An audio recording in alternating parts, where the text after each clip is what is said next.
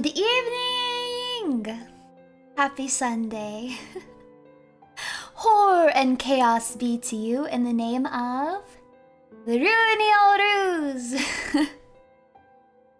Now, Runetics, welcome one another as I shall welcome you.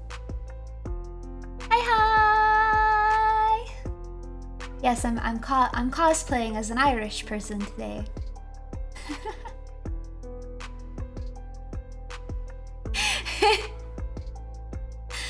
Ginger Runie.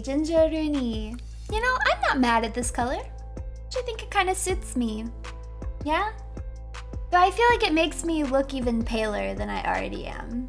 What do you guys think? I feel like I look paler with the orange hair than I do with the pink hair. Yeah? Oh, I should have added freckles. That might have been cute. I always start these streams and then immediately think of something that would have been really cute to do. But I had to put on some green today since it is St. Patty's Day and I was not about to get pinched. So I very, very much hope.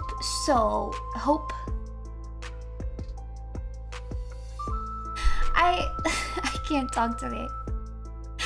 I hit my head really hard today, you guys. Remember when I hit my head and I joked, like I didn't actually hit my head, I just pretended I hit my head and then I did a whole stream. But today I actually hit my head. I hit my head so hard I broke my glasses.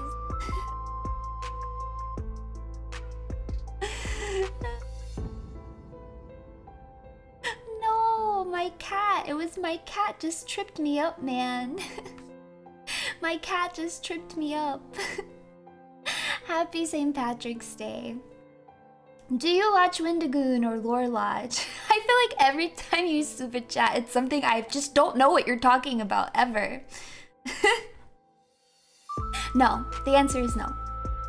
Yeah, my cat's fine. That's the thing, is my cat tripped me, and the cat is completely unharmed. I went out of my way to not harm the cat, to such extent that I harmed myself.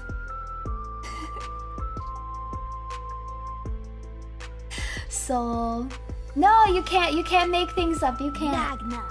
Oh, thank you so much for the gifted subs, Diary Curl, and thank you. If you just got a gifted sub, make sure you tell them thank you. Happy St. Patty's. Happy St. Patty's, everyone. I got my Guinness, my corned beef and cabbage, and my Oshi. Aww. What an excellent Sunday, unrelated. But what kind of protective runes would you recommend we bring to survive Thursday, Runie? No special reason, just ... in case I'm not helping you. I'm not helping you. You guys were cocky, and you challenged me on multiple occasions, and now you want to ask for my help?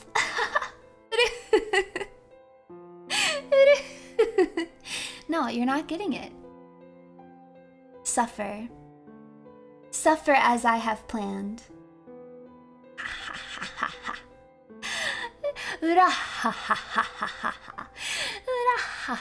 Sometimes when the roo-hoo-hoo isn't enough, you have to rah-ha-ha. That is what we have learned. Not even if you grovel. Not even if you grovel. No, not rahaha. Don't talk to me about Vikings right now. Don't even bring up Vikings in my presence right now, okay?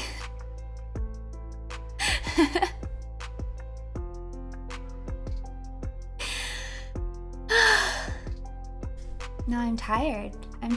I hope you guys are having a good Sunday so far.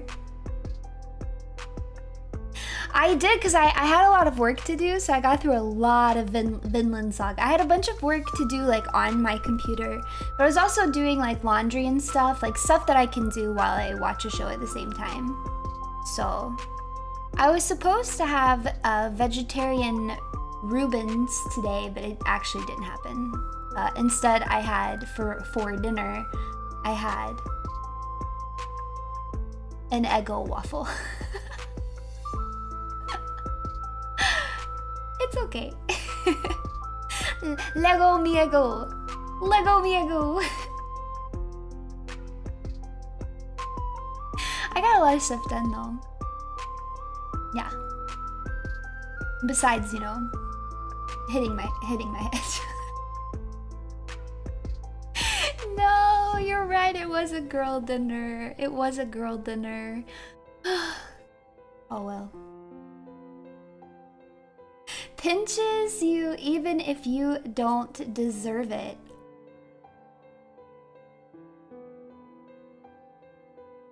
Runetics going wild about human Perona.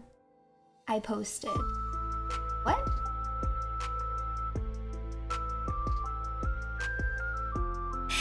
First of all, okay, whoa, I really am so out of it right now. Hold on. I just read 2 things. Did I process anything that I read? The answer is no. Okay, first. Pinches you even if you don't deserve it. Don't do that. That's mean and I won't allow it. And it didn't happen and it won't happen. Second of all, if Perona ever chooses to take on human form, I will know about it, okay? And also, you guys won't be ready. You won't be ready for that. Yeah, I'm wearing green. Don't pinch me. I have a really sad. No, Perona is wearing green. Perona put on green contacts. Open your eyes, huh? Pay attention. See, this just goes to show. You say that you like Perona so much. Oh, Perona's your Oshi. Oh, Perona's best girl. You don't even pay close enough attention to know what color her eyes are. You liars. Yeah, Perona's not pleased. Perona is not pleased that you couldn't even know what you didn't even notice. She's your Oshi and you didn't even notice that her eyes changed colors? Tisk tisk. Tisk tisk tisk tisk tisk. We're not watching Leprechaun. We're not watching Leprechaun. Also, I have to look into something. Cause I tried to set up something cute with this stream and I think I might have messed it up. Hold on. I forget how super chat levels work here. Okay. Red for anything over 100, magenta for 50, orange from 20 to 50, yellow between 10 and 20, and green if you spend 5 to 10. Okay, explain to me why there's blue ones then. Cause I have blue super chats in here and that wasn't even one of the colors.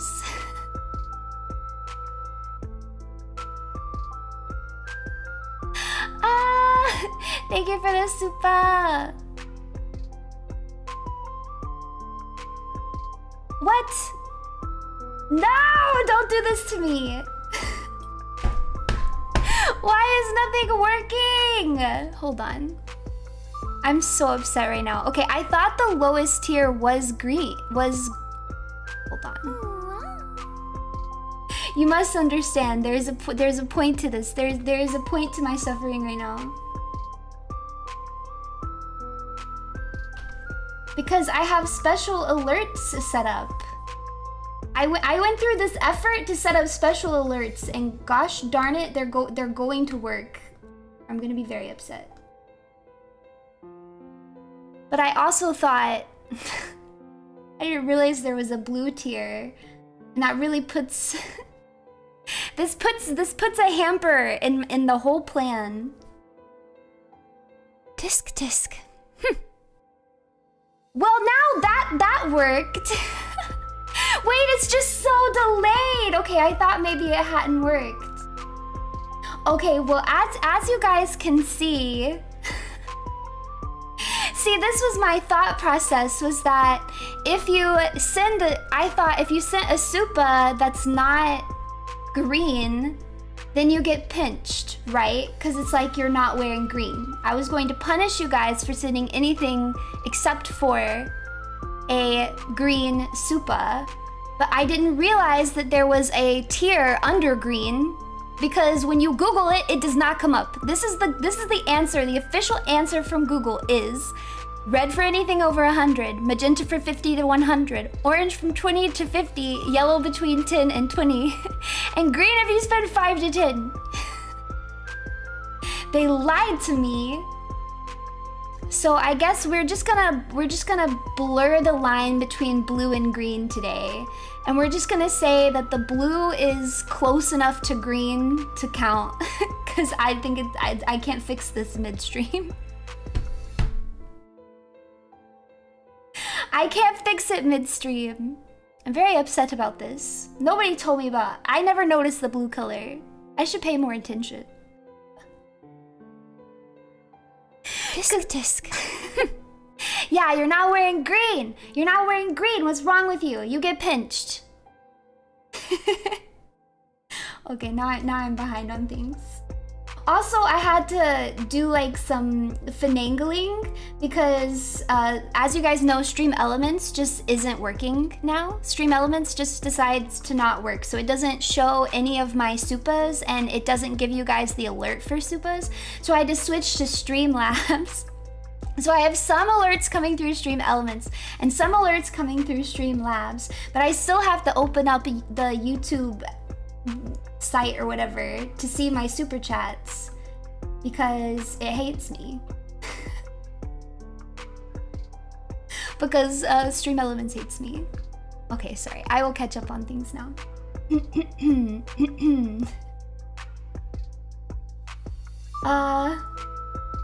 What's wrong with blue? Now you know. Now you know what's wrong with blue. Yes. Okay, I see the green. The green is the green was what it was supposed to be. Did someone say Vikings? Here to ask the real question. Who is the better for daddy issues, Askeladd or Snake? I don't think I know Snake quite enough yet to say. I don't have feelings about Snake yet. We will see. We will see how I feel about him down the line. We're talking about an anime called Vinland Saga, by the way. Don't pinch me, I'm Irish. And you sent green, so you shall not be pinched. Runie doesn't make mistakes. You just perceived her actions wrong. Yeah, that's right. I didn't mess anything up. This was all according to Keikaku. Yeah. Here, have the free green supa. Thank you. Happy St. Patrick's. Thank goodness my grandma was Irish. No pinches here. Yay. Pinches you again from the safety of blue. You're not pinching me. This is not role play, okay? You can't just type in chat that you pinch me and make it real. I control this little universe that we have created amongst ourselves here. I am in complete control. Now, if I show a picture of my hand reaching out of the side over here and pinching a lunatic, then it happened. You don't have any control here. Happy St. Patty's Day. I hope your head's okay. Thank you. Thank you. Happy St. Patrick's Day. How was your sashimi buffet? Oh. A+ fatty tuna. A+ fatty tuna. That's what I gotta say. Happy St. Patrick's Day from an Irish fan. Oh gosh, I actually know nothing about Ireland, as you guys are probably going to discover as this stream goes on. Happy St. Patrick's Day from an Irish fan. Seed Mille Filte. Fall. I don't know. I'm so sorry. Pinch Perona at your own risk, okay? She'll kill you. Plus, she's too fast. You couldn't pinch Perona even if you tried. Even if all of you got together, she's too fast. You just can't do it. Just got back from watching Dune 2 and arrived right when you started. Ooh, good timing. Happy Green Day, by the way. I still wanted to mention that you made a valiant attempt to sway me to the One Piece side. Even if I'm not watching it, I appreciate your enthusiasm about it. It's okay, you don't have to watch it. You just have to read it. It's literally so good right now. It's I was watching a YouTube video about it. I won't talk about it for long. But I was watching a YouTube video about it, and the person was talking about like why this arc is so crazy, and they were like, it's so good because it's nothing but payoff. And I realized that's exactly what it is. That's why I'm enjoying the current One Piece arc so much, is it's literally just payoff. It's just, that's it. I'm not spoiling things, I'm just saying it's just payoff. It's things that you have been waiting for from very, very early chapters. Just tons of them. Just every chapter has been a payoff. You're finally getting answers, you're finally getting lore drops. Like, it's great. It's honestly so peak right now. I've been told having green eyes exempted me. Thoughts? No, it does not. Sorry. What exempts you right now is the fact that I didn't know that there was a blue color. You would think, how many weeks have I been streaming now? I don't know. You would think that I would have paid close enough attention to know what different colors I see when you guys super chat. But honest to goodness, while I was putting this together, if you had asked me what the colors were, I would have known red, and that was it. I know there's Akasupas, and that was the only color I could have told you. Literally the only color. So then I trusted Google with my life. I trusted Google with my life to tell me what these tiers were. And they betrayed me. They betrayed me. It is. It's so over. It's so over. I know, I just haven't paid it. I'm really bad about that. I actually am the type of person who will meet someone and not know like what they look like. Is that terrible? Like, I can have known someone for a really long time, and then like if you try to ask me what color their eyes are, babes, I don't know. I don't know what color their eyes are. I might not even know for sure what hair color they have.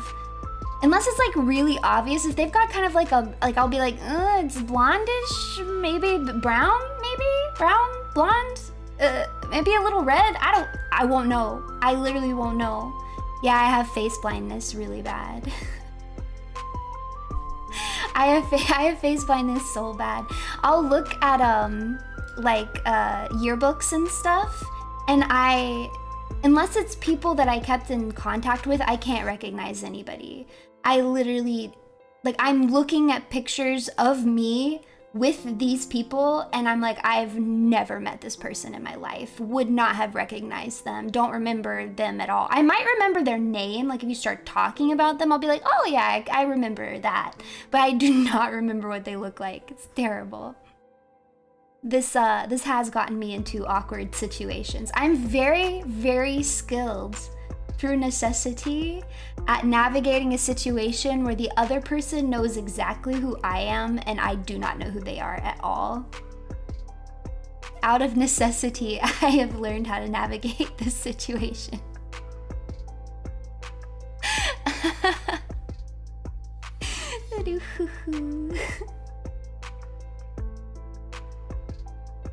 Yeah, it's an issue. How did we even get on that? Anyways, yeah, so I didn't know about the green. I didn't know about the blue ones. I tried to do something cute. Okay, some of you will get pinched. Some of you are going to get pinched. Wait, I feel like I started to tell you guys this. I'm gonna tell you guys this little St. Patty's story that I have, and then we're gonna get into the ghost stories. Because I want to keep the stream a little bit short today, because my head hurts. So I have a tragic St. Patty's Day story. So I had this underclassman that I was pretty close to, but she was a pretty hands-off person. Like, she wasn't the type of person that gives you hugs and stuff, which is fine, whatever. I saw her one day, and she comes up to me and her arms are like open, and I think, oh my gosh, she's going in for a hug, like she's greeting me with a hug. And I got so excited because I don't think I'd ever hugged her before, and I was very excited. I was like, oh, I'm getting a hug! Yay! And so I go in for this hug, and all of a sudden I feel this sharp, terrible pain on my arm, because it turns out that she was not in fact going for a hug, but going in to pinch me because it was St. Patty's and I was not wearing green. And she pinched me so hard that I had this like deep purple bruise on my arm. Like, she pinched me hard, like really, really pinched me hard. I did get a hug out of it though, it's true. I did get a hug out of it. It was a betrayal, I was shocked. I literally looked at her like, "Et tu, Brute." Et tu, Brute. Exactly. And I had that bruise for like 2 weeks. It was awful. I feel like I have multiple or like villain origin stories. I feel like at least once a week I tell some story that could count as my villain origin story. I don't know, it was really, I mean, in her defense I do bruise pretty easy, but she really did pinch me hard. Because I feel like if you pinch me at all, I'm probably going to bruise at least a little bit. But you have to, you would have to pinch me pretty hard to get like a deep bruise like that. It happened so fast, you guys don't understand, it happened so fast. But like, the pinch was over by the time I even realized I was being pinched. I was so shocked, I was flabbergasted. The bruise on her arm healed. The one on the heart remains. It's so true. Also, Moshi-san, you're going to get pinched soon. Streamlabs is slow. You just wait. It's that delayed punishment. Now you just get to sit there and wait for your pinching. Because it's coming, it's imminent at any moment. But I won't do it. I have to prolong your suffering. Yeah, your pinch will arrive in 3 to 5 business days. I don't know, maybe it will bruise for 2 weeks. I don't know. You know, sometimes I just don't know my strength. Sometimes I'm just so strong, I just really don't know my strength, you know? She was too busy rusing to notice super chat colors. Yeah, that's what it was. You know, really busy rusing. I had a lot of rusing to do, and what a silly thing to pay attention to, right? What an easy thing to miss. I'm sure it's all true. Alright, do you guys want to hear some Irish ghost stories? Wah! Oh, I feel like I'm a little too far over. Hold on, I'm gonna move over a little bit.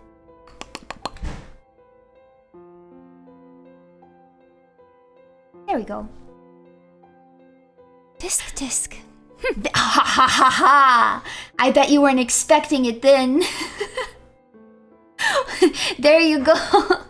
Now you've been pinched.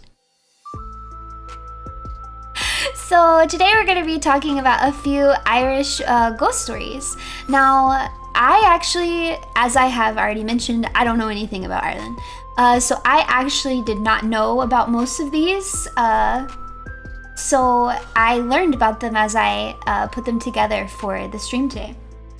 So we are going to be starting with a story that I think, if you guys didn't already know this, will be entertaining to you, because I actually did not know this. And this is the story, the legend of Stingy Jack. Okay? Long ago, in a small village in Ireland, lived a drunkard named Stingy Jack. He wasn't held in very high regard by the townsfolk. One evening, Satan overheard stories of the devious deeds of Jack and decided he must have this fellow's soul.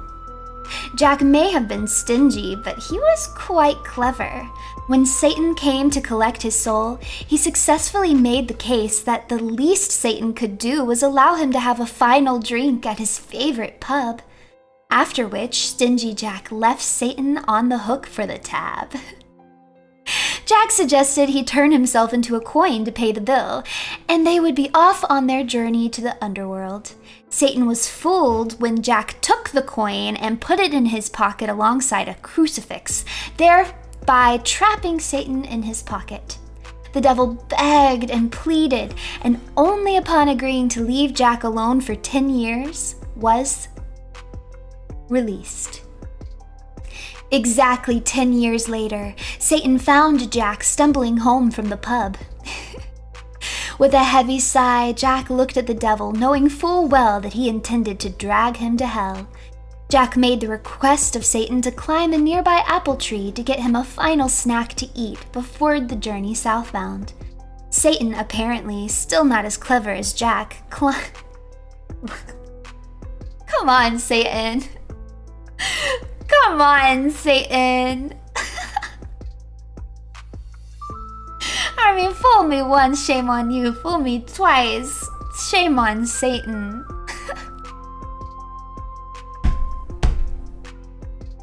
You know what it is? It's all that alcohol, man. It's all that alcohol. You see, the thing is alcohol makes you clever. Yeah, let's go with that. All of the alcohol that Jack had been drinking was making him more and more clever. And unfortunately, the devil can't do the same because I stole his liver.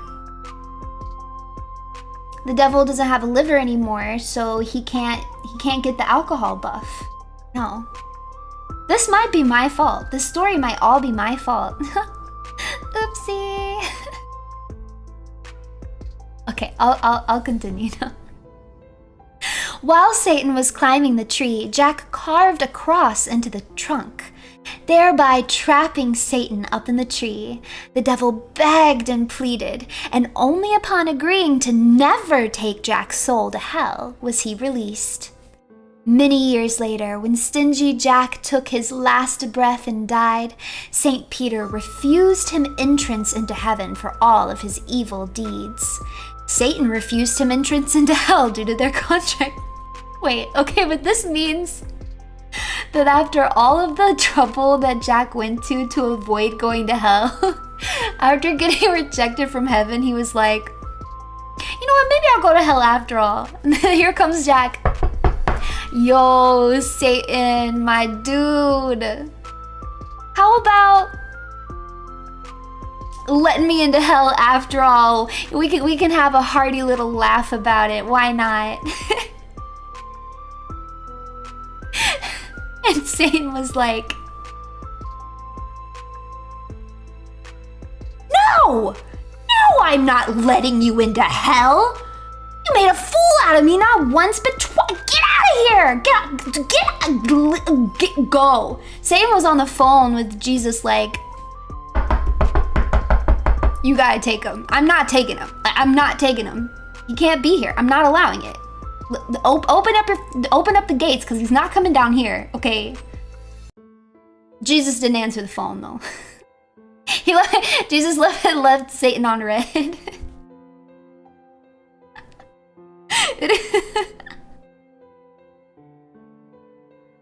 All right. Satan refused him entrance into hell due to their contract. And one final parting gift, Satan gave Jack an ember ablaze with hellfire.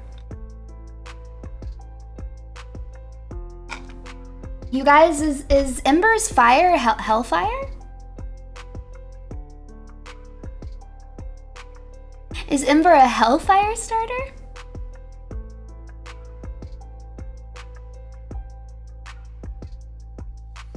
Maybe there is another evil lady around here. Maybe there's been an evil lady in disguise.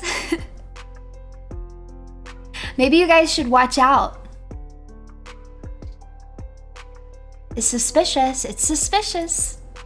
Satan gave Jack an ember ablaze with hellfire. Alas, Jack was stuck roaming the earth with only a carved turnip, glowing with hellfire to light his way, when Stingy Jack ceased to be. But how? Where did he go?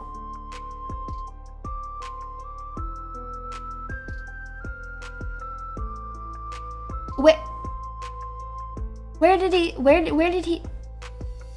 did he go? To purgatory? Wasn't he already in purgatory? I guess he just chose not to be. Stingy Jack was so clever and so alcoholic that he chose no longer. He became a god, and then he chose to no longer be. All right, when Stingy Jack ceased to be, Jack of the Lantern began. On Halloween night, keep an eye out for a restless, wandering soul every time you see a jack-o'-lantern, for it just might be the hellfire glow from Jack's lantern. So, as you guys may have put together, this is where jack-o'-lanterns come from, which I genuinely did not know. I never knew this. So the tradition of jack-o'-lanterns actually started out as turnips and not pumpkins. They were turnips. You can protect your home by warding off Jack and other evil spirits on Halloween by illuminating your porch with the glow of your own jack-o'-lantern. Isn't that crazy?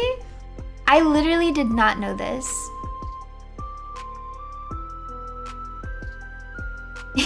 I mean, turnips can get pretty darn big, I'm pretty sure.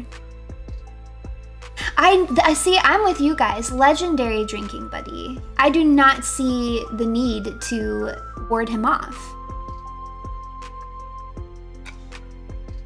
I would simply invite him in for a drink, man. And if it is the legendary Stingy Jack, right? We already know what he's about. So we just have to make sure we don't get stuck with the tab. Or I guess budget ahead of time. I guess, save up your money for October for Halloween, so that just in case you get to go out drinking with Stingy Jack, that way you can cover the tab, because he is going to try, he's going to try and stick you with the liquor tab. But actually, you can't do that, because there's something else happening in October that you guys should be saving your money for. You don't have it to spare on stupid Stingy Jack, okay? There's something very important coming up in October. Yeah, exactly. The most important day of the entire year. Not Oktoberfest. Hey, it's St. Patty's, okay? It's my birthday. Stop pretending like you guys don't know. I know you know. It's my birthday. Yeah, and it's also Clara's birthday. And somebody else has their birthday in October too. And I want to say it's another JP member. I think it's... Who is it? Oh, it's you! It's you! Yeah, so me, you, and Clara all have our birthdays in October. So sorry, Stingy Jack. The Runatics are gonna be even stingier. The stingy Runatics. I think this year I want to try and carve a turnip instead of carve a pumpkin. I want a turnip jack-o'-lantern. Yeah? He's been upstinged officially. Officially upstinged. Runie, can you do a date with Stingy Jack RP? Wait, where I pretend to be Stingy Jack? You guys really want this? Should my Halloween, a special Halloween audio drama where I come to visit. I am Stingy Jack, and I trick you into crawling up trees for apples and drinking a lot with me and then paying for it. Yeah, I think that sounds good. I think that sounds good. Thank you for the super. No, wait, no, I would not be Satan.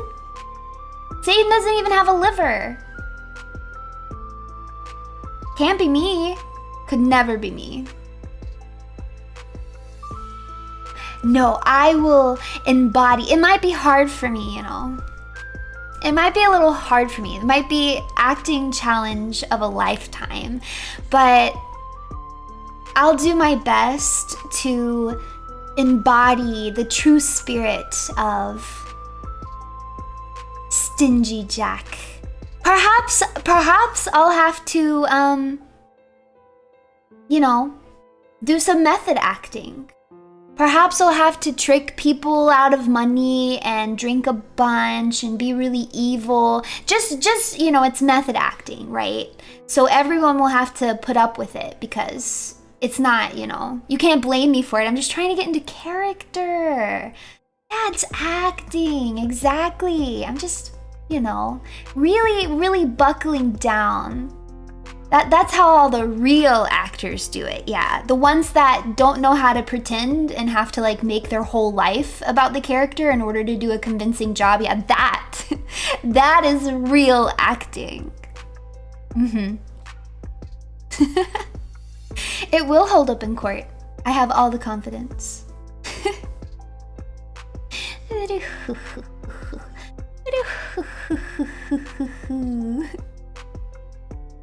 But yeah, I really did not know this. One of the most beloved Halloween traditions in America, the jack-o'-lantern, was brought by Irish immigrants.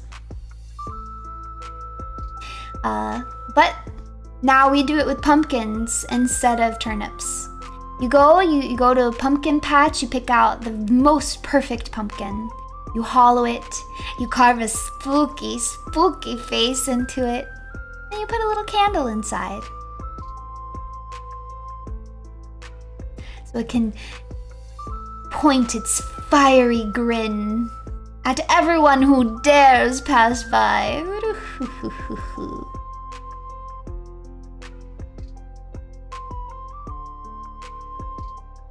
Yep, I didn't know. You learn something new every day. I haven't actually carved a pumpkin in so long. I have not carved a pumpkin in so long. I don't see why you couldn't do it with a watermelon if you really wanted to. Yeah, I bet you could do it with a watermelon. You know what I actually really like are pumpkin seeds. Pumpkin carving stream? No. No. It's never gonna happen. Listen, I find the idea of having to completely rearrange my workspace within my room to do a regular hand stream to already be the exact type of work that I hate doing. To have to set up a stream that I would inevitably have to do outside because it would be way too messy to do inside. So I'd have to figure out how to get all of my stuff into the outdoors. Not happening. I'm not always lazy, but sometimes I am. It's not happening. Go min. And I'm not carving a pumpkin in my room because that would be terrible.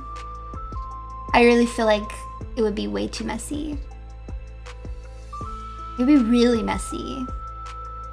Sloth, how evil. Yeah. Yeah, I've got, you know, a well-balanced evil woman will have a little bit of all of the 7 deadly sins. You know, I gotta have a little bit of slop. Not the outdoors puke. I like the outdoors. Yeah, I want to do a turnip though. I'll see if I can carve a turnip and then I will take pictures. And yeah, then I can post them for you guys. I'll have to find a really big turnip. Yeah, I think I have a Dremel tool somewhere. I might have gotten rid of it. I had one at one point. I have a hot knife. I use my hot knife on the turnip. I'll cook the turnip as I carve it. There we go. Genius. You guys like turnips? I like turnips. Why do I have a hot knife? I mean, why not? Lots of things you can do with a hot knife.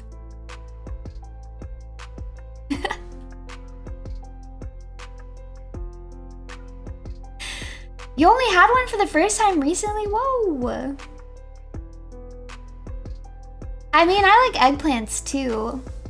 I don't think I would compare eggplants and turnips directly though. I feel like they have different functions in cuisine. You don't know what a hot knife is? Oh my gosh, wait, this reminds me of something. Oh no. This reminds me of something that I wanted to tweet the other day, but I thought it was too mean. I can't remember what it was. But somebody tweeted at me. It was something like, I've been alive for like 2 decades and I've like never heard of something I had said. I don't remember what it was. And like basically they were asking what it was. And so then my first thought was like to respond and be like, in your 2 decades of life, have you ever heard of Google?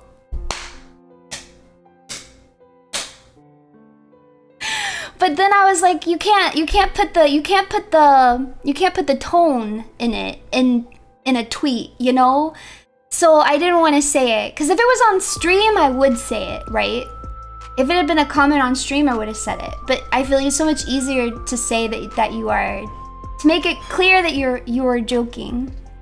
Wait, did I tell you guys about the absolute like coldness of this nurse that was working at the eye doctor? I guess nurse, clerk, or whatever. She was at the front desk. I can't remember if I told you.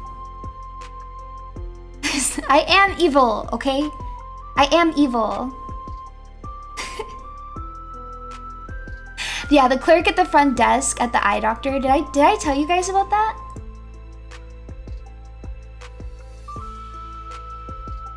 Okay, so I was waiting for my appointment and this guy goes up to the desk and he's like, oh, you know, I'm here for an appointment. And the clerk is like, oh, okay, you're not a new patient, right? And he was like, no, I've been here before. And she's like, okay, we just need to update your information. So go ahead and take this paperwork. So he goes, he takes the paperwork, he sits down. And then about like a minute or so later, he comes back up to the desk and is like, hey, you gave me, this is the wrong paperwork. You gave me new patient paperwork and I'm not a new patient. And he hands it back to her and she looks at it and she's like, what? It doesn't say new patient on here. And he looks at it again and he's like, oh, you're right. It doesn't say new patient. And she goes, thank goodness you're here to get your eyes checked.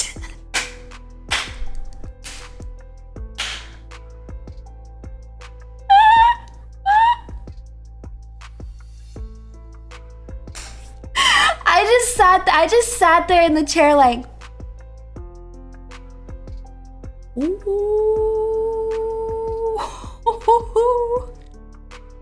He took it really well though. He laughed. He wasn't mad at all. He laughed. I mean, I think he knew like what was he gonna say? Like he was wrong. Like he was just blatantly wrong. Nope, I didn't give him any aloe. No aloe. Yeah, it was pretty freaking funny. I needed the entertainment too, because they didn't have any signal in that lobby and I literally waited forever. I can't remember how long I waited now. I told you guys when it happened. But it was like over an hour for sure. I just sat there and waited and waited and waited. And they didn't have internet, so I just sat there. I was actually really upset because my plan actually was to go through the, that was before the work stories. So I was going to go through the work stories on my phone and like go ahead and like highlight, pick out ones that I wanted to get together for the stream. So that was my plan, and so I was like, oh, I'll be productive while I sit in this waiting room. And there was no signal, like there was nothing. There was no internet, no signal at all. Like I couldn't get a text message, I couldn't have called anybody. It was a complete dead zone. And also there were no magazines. There was nothing. And the waiting room was really busy too, and I could just see everybody's brains deteriorating without their phones. Like everybody was just staring at their phones with these forlorn looks, like we didn't know what to do with ourselves. I just sat down and stared at this picture of magnolia flowers on the wall for like over an hour. I just stared at it.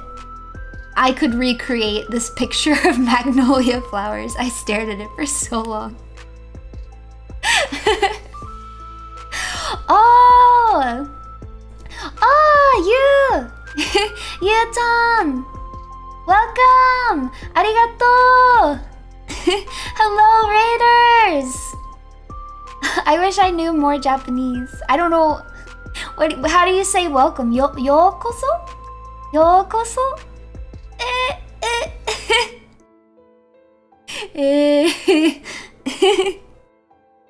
Hello! Hi! Welcome, welcome, welcome, Raiders! We are going through Irish ghost stories today. We were definitely talking about Irish ghost stories. We were so on topic when you guys raided in. We were definitely not completely off on a unrelated tangent. That didn't happen.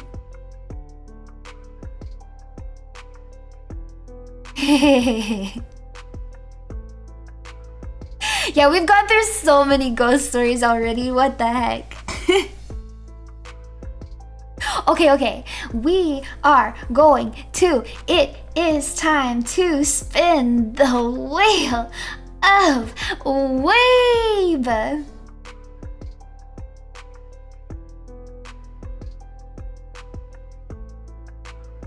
All right. 3, 2, 1. Huh.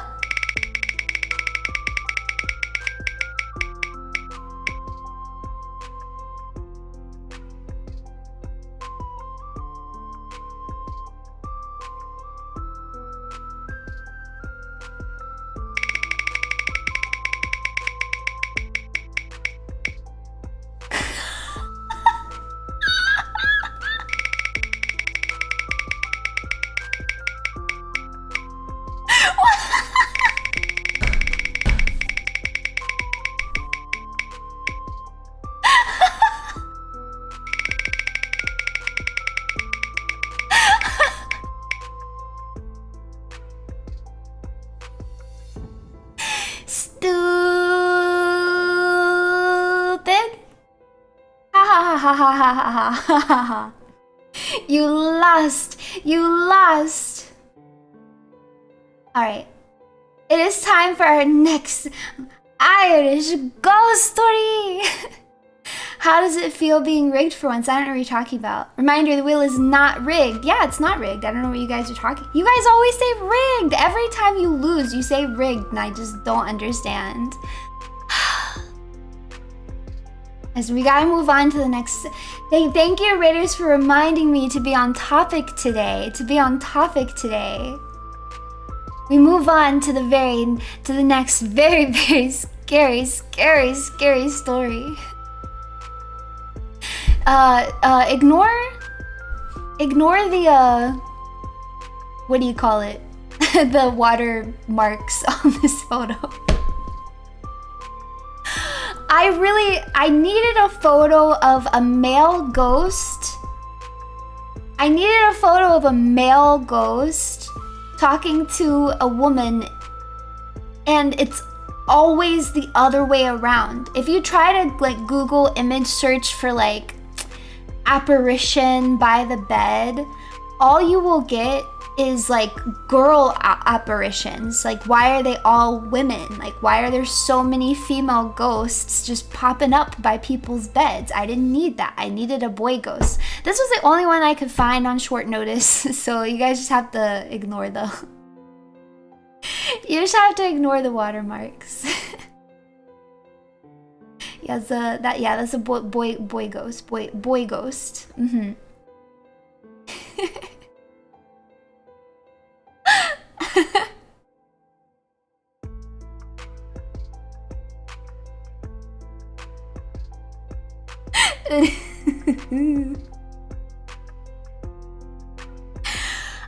Well, we'll have to find out if this is if this is like Casper the Friendly Ghost.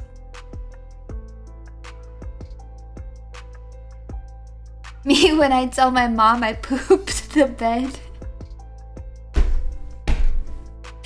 I really hope at that age you're not still telling your mom you pooped the bed.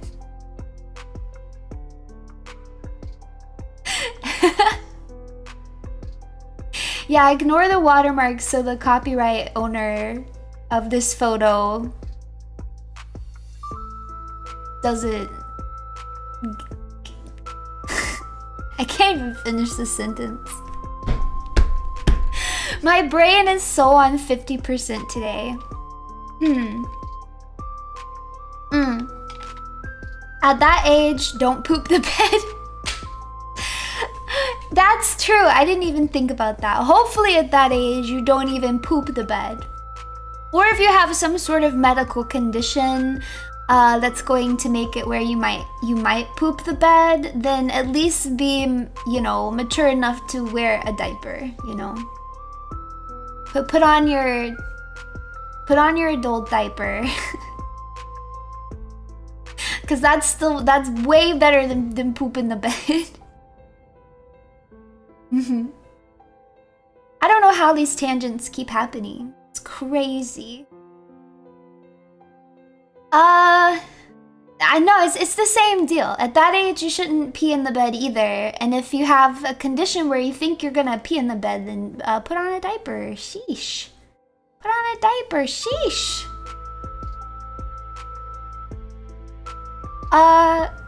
I think because somebody said this is what they... Yeah, someone said this is what they look like when they tell their mom they pooped the bed. Sometimes I throw up on the floor. Sometimes I threw up on the floor. What? What it is? I threw up on the floor. I threw up.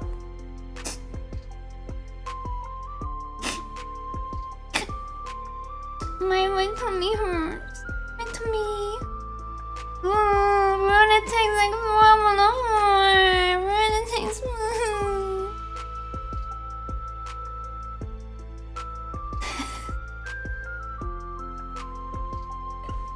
You is reconsidering your rating decisions right now.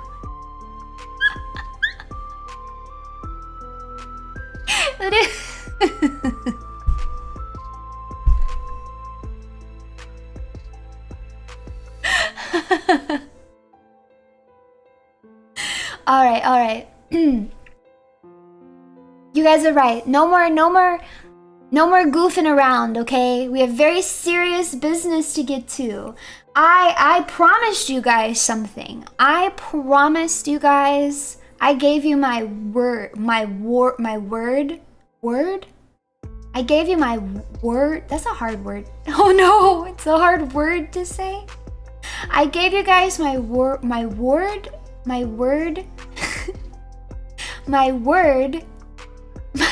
I gave you guys my word that I would tell you Irish ghost stories.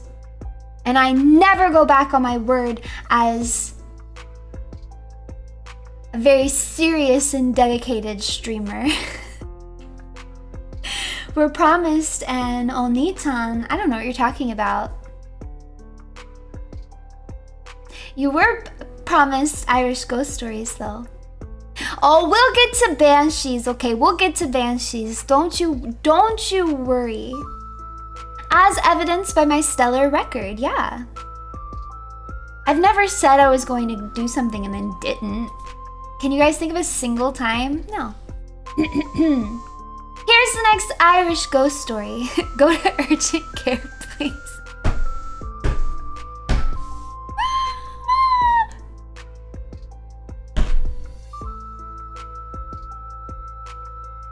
It's okay.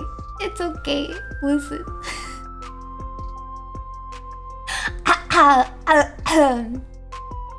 There is supposedly... What, I already messed up.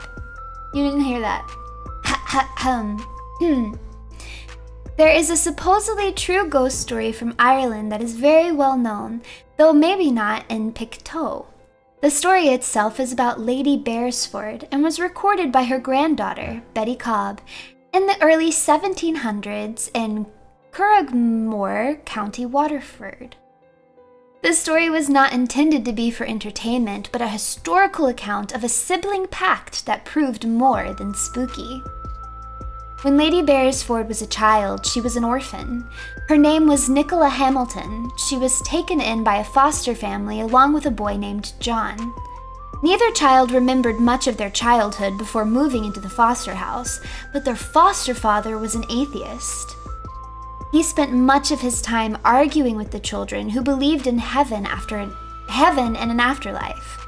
Though they were loyal to their beliefs, their foster father gave them doubt. One day, John and Nicola decided that they could prove their beliefs to each other. They made a pact that whoever died first would appear to the other to prove that life after death existed. John and Nicola grew up, and Nicola married Sir Tristram Beresford, who was the oldest son of Richard, Earl of Tyrone, and Lady Dorothy Annesley, daughter of author Earl of Anglesey. She woke up one night to her foster brother standing beside her bed. He asked if she remembered their childhood pact. She nodded. He said, "I'm dead, Nicola, and I can tell your future." Nicola, frightened, nodded again. "Your husband will die, and you will remarry. You will have 4 children. You will die on your 47th birthday." Nicola, doubting the situation, asked if he was being serious. John grabbed her wrist, causing the skin to immediately decay, and then he disappeared. She wore a black ribbon every day to cover the scar. Did you guys hear my dryer go off? I do have laundry in there. I'm gonna fold it after stream. My dryer is literally the loudest dryer I think that has ever existed. It screams at you. I want you guys to know that the dryer is literally as far away in the house from where I am right now as it could possibly be. Clothes folding stream. Don't tempt me. You guys know I love multitasking. I will in fact fold laundry on stream. If I can get away with it. Continuing the story. Her husband died, as John forewarned, and she remarried. She also had 4 children.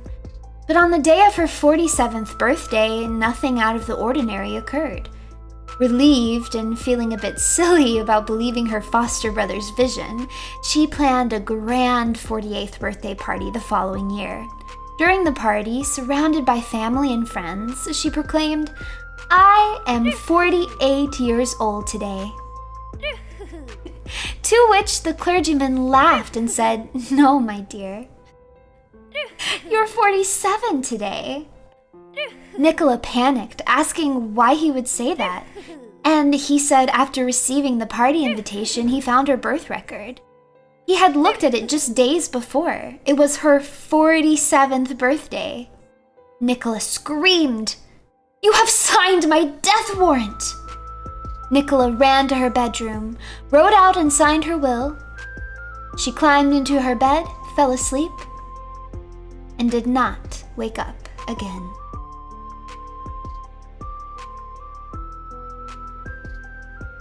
Dang, that's so rough. She really thought, she was like, I'm 48.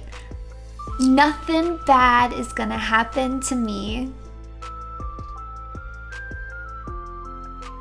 I mean, she did go peacefully. I mean, she didn't do anything wrong. I would hope that she would go peacefully. She didn't do anything wrong.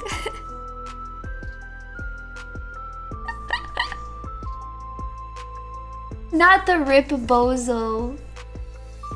I like the part of the story about him touching her wrist and then she had to cover it with a ribbon.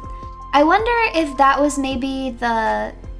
Oh, it's kind of a different story. You guys know the ghost story about the girl whose head wasn't attached to her body, and then it had to stay on with a black ribbon or a purple ribbon or something that she kept tied around her neck. No, is it the red ribbon of fate? Is that what it's called? It's like a woman and this guy falls in love with her and she always wears a ribbon around her neck. And oh, that's right, it's a green ribbon. She always wears a green ribbon around her neck. And I can't remember if they had a good reason for taking it off. I feel like it was just like they got married and one day he was like, "Babe, you gotta tell me why you always wear this green ribbon. Like, I really wanna know, babe." And she was like, "Okay, I guess I'll show you." And then she undid the ribbon and her head just fell off. We've never seen Runie with her choker off, have we? Some of you have.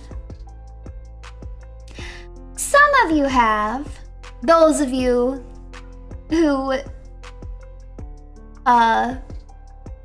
were able to crack my riddles, my codes.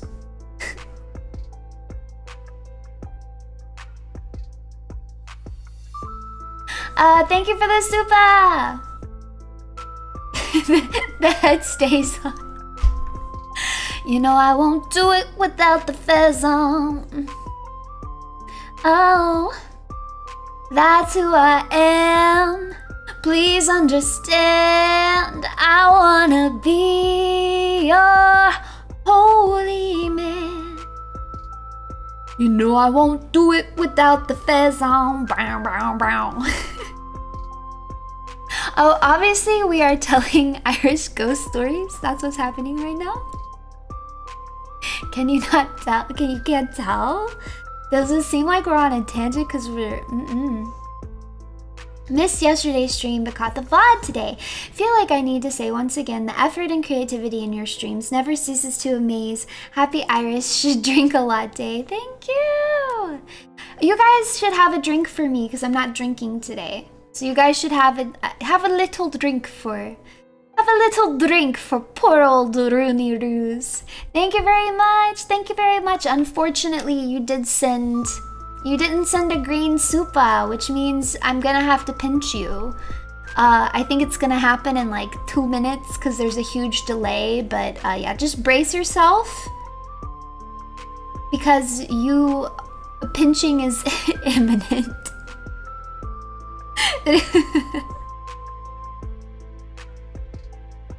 I gotta work tomorrow too. I also think I have a dentist appointment tomorrow. I think I have a dentist appointment tomorrow. I'm not totally sure, but I'm pretty sure I do. I'm gonna have to call in the morning. But yes, that is the story. Disc. There we go. Pinch, pinch, pinch, pinch, pinch, pinch. That's what you get for not wearing green. I never had braces. I'm just going for like a cleaning. I just get my teeth cleaned. Yeah, I don't have anything wrong with my teeth. Actually, I just brushed them. I just brushed them before stream. I don't know, sometimes I just feel like I brush them in the morning and then sometimes I might brush them again like randomly in the middle of the day. And today was one of those days where I was like, I just feel like brushing my teeth right now. I floss almost every day. Here's what I do. I toothpick every day and then I floss almost every day. Did you guys know that the research that they had used to say that like you should floss every day actually, I guess, was poorly done? So there, I don't know if it's back because this was kind of a while ago, but for a while they had to like stop officially like recommending, like saying like, oh, like, you know, health, you know, whatever, you need to floss, like, because they didn't have the evidence to actually prove that you needed to floss once a day. That doesn't mean that you don't need to floss once a day, it just means that it hadn't been completely proven. I think the odds are that flossing actually probably does help your teeth, but they didn't properly study. Yeah, they might have now, because that was a while ago. But I thought that was really funny when I heard that. I just like flossing for my own. Like, I feel like it would really bother me if I didn't, right? Oh, I have a water pick too. I have a water pick that I use sometimes. Sponsored by, yeah, I'm sponsored by Big Floss, you know. You know, Big Floss. They're in my DMs. I mean, they could pick any. I mean, it's Big Floss, right? So they could pick any VTuber to work with, but you know. They fell under the rules. Instructions unclear, buying dentures now. I hope I never need dentures, man. I take very good care of my teeth. I hope I never need dentures. That would be terrible. I really don't want to do it.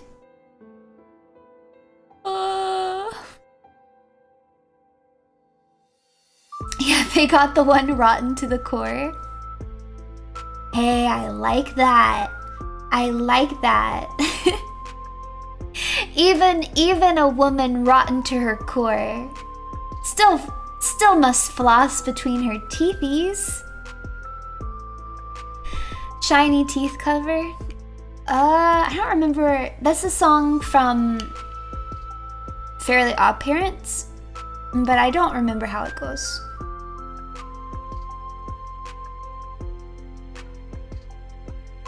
Why are your eye colors different than usual? I put in some context for St. Patty's. Since it's St. Patty's, I thought I'd don the orange hair and the green eyes, you know, just get in the spirit. Also, I don't want to get pinched.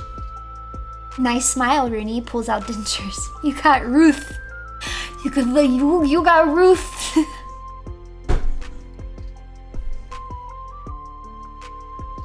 Rude, I'm not wearing dentures.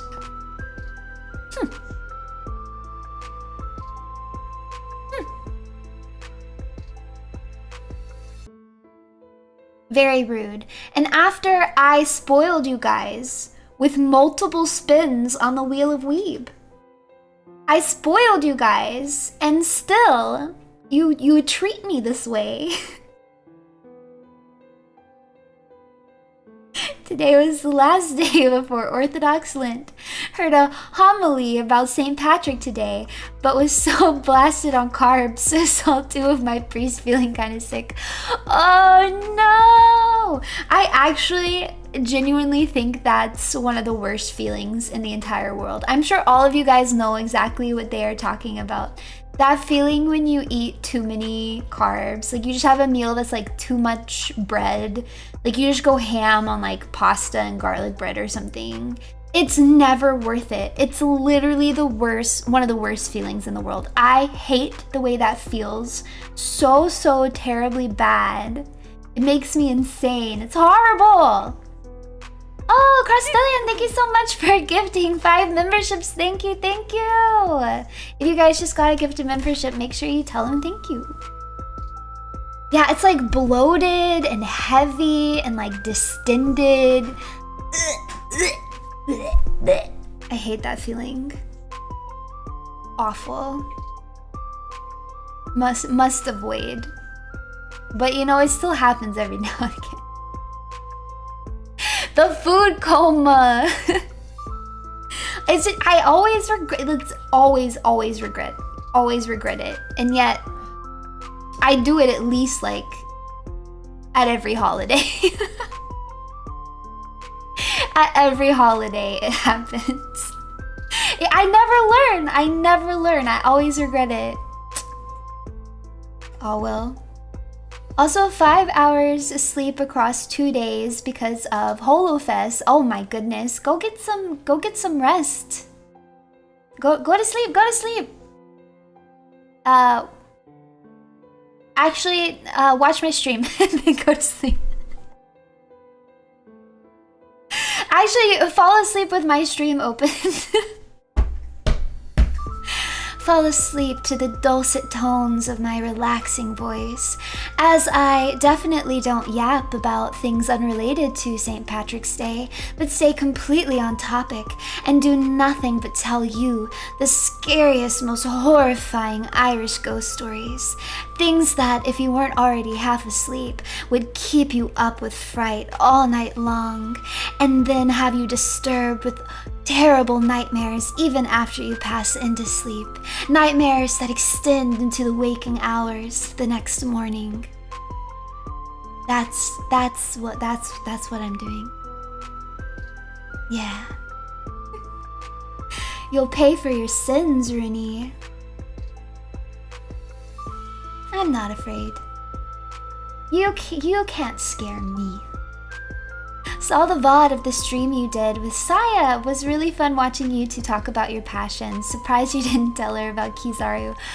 There were some topics that I had to keep, I had to stay away from because I knew I would go too crazy. All of the admirals are one of them, including Kizaru. Buggy the Clown obviously was another. Vivi, couldn't start talking about Vivi.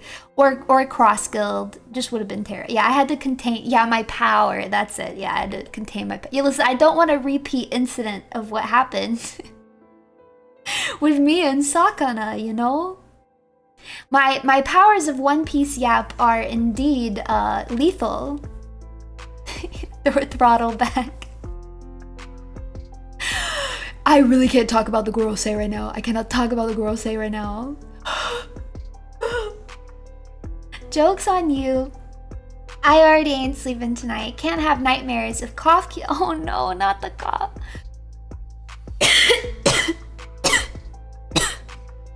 You made me cough. What the heck? What the heck? How did you do that? You just passed your cough onto me. Rude. Well, you know what? I'm gonna pinch you for that. I'm gonna pinch you for not wearing green and also for making me cough. So, it's gonna happen any minute now. I hope you're ready. This is gonna be a mean pinch. A mean pinch.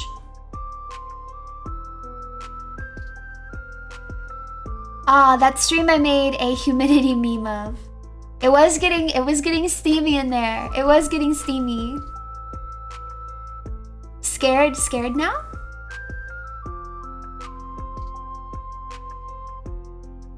I'm not scared.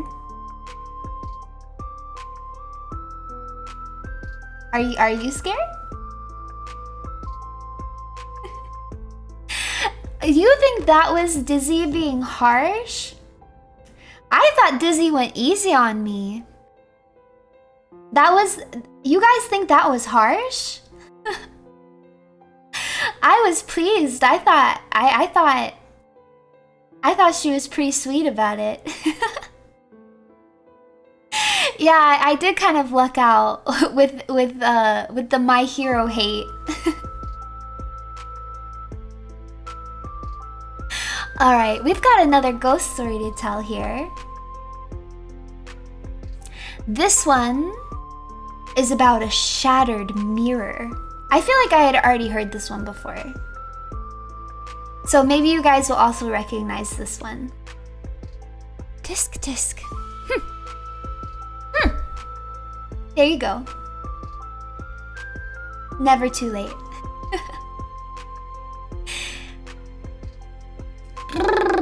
Okay. In 1685, Lady Margaret Hodnet resided at Belveley Castle. The Hodnet fortunes were at the time at their peak. The beauty of Lady Margaret was a legend, even as far as Holland, from whence came suitors, one of whom was no less a person than a stripling of the House of Orange.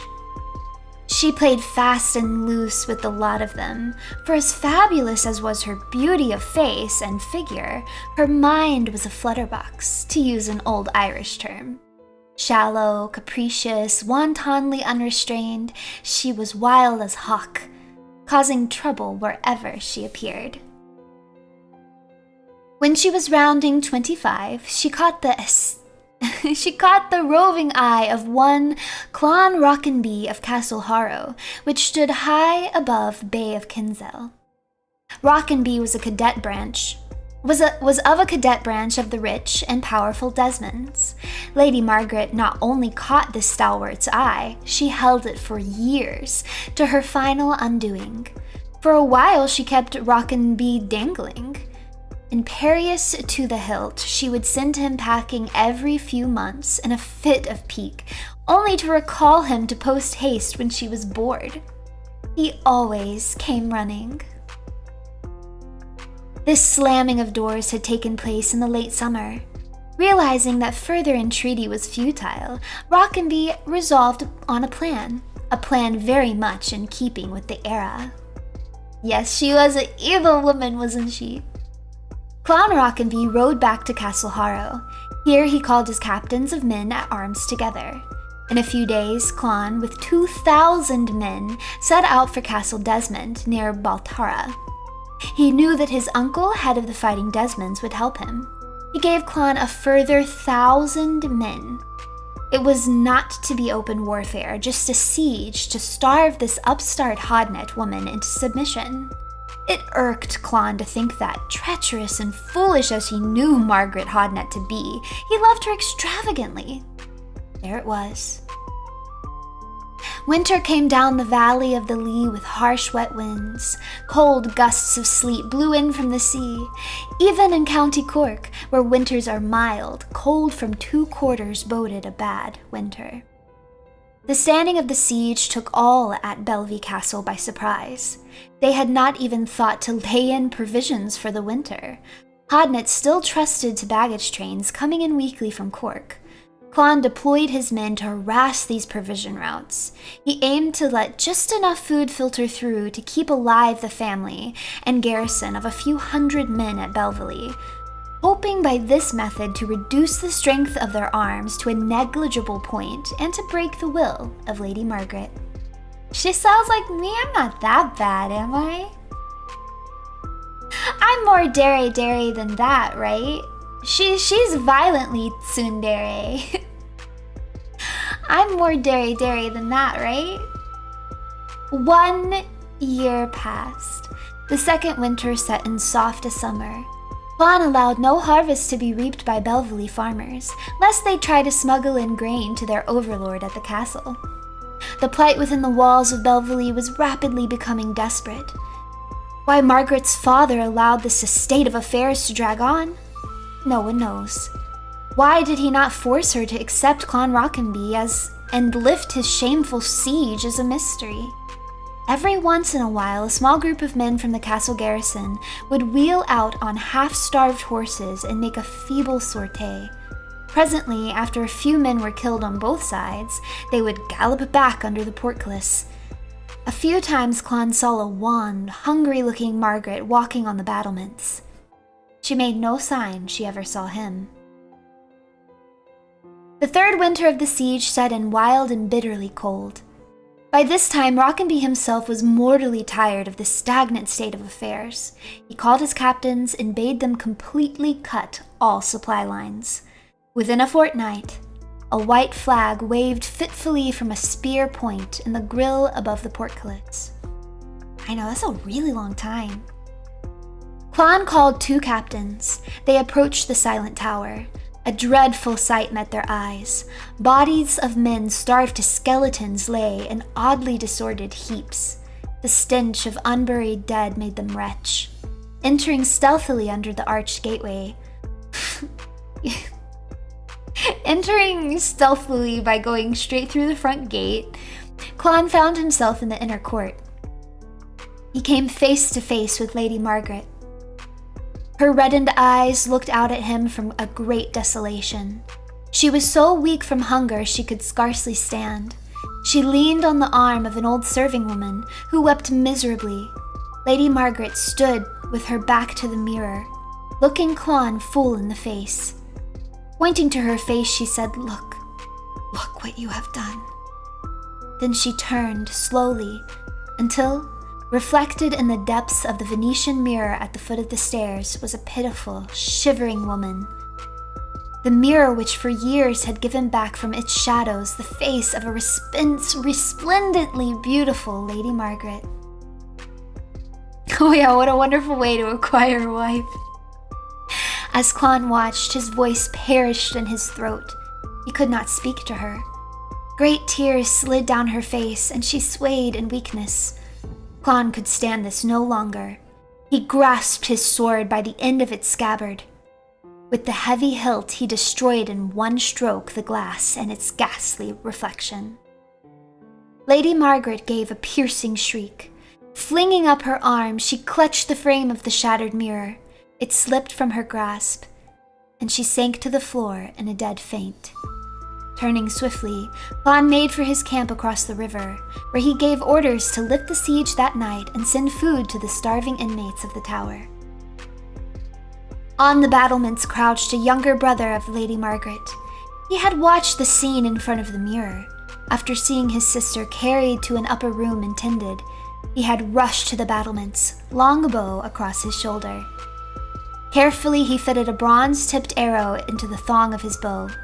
Oiled deer hide thongs had strength and far-reaching power. The bow took aim. The arrow, released from the bow, sped to its mark like death-laden lightning. The dagger-like tip embedded in the cheek of Klon Rockenby just as he was crossing the bridge. Dong, da dong, dong, dong. You guys remember that?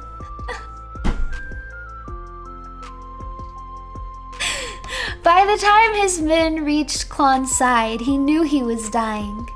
The men lifted him in their arms and bore him to a tent. "Lift the siege, give them food," Klon said.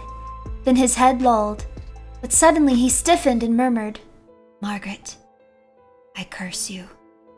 May you search for mirrors all your life and never find any." My dude, you did this to her.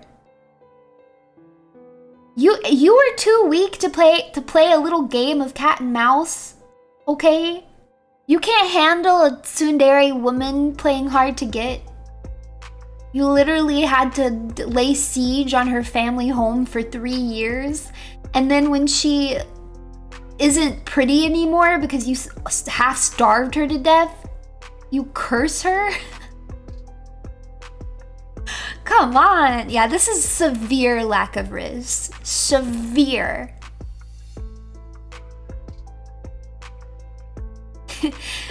Laying siege, the most romantic of bellical actions. Chad, move! I don't think you guys want to model your behavior after this man. Yeah, that's some little advice from me. Don't lay siege to the family home of the person you are trying to woo. I don't think it's gonna work out well for you.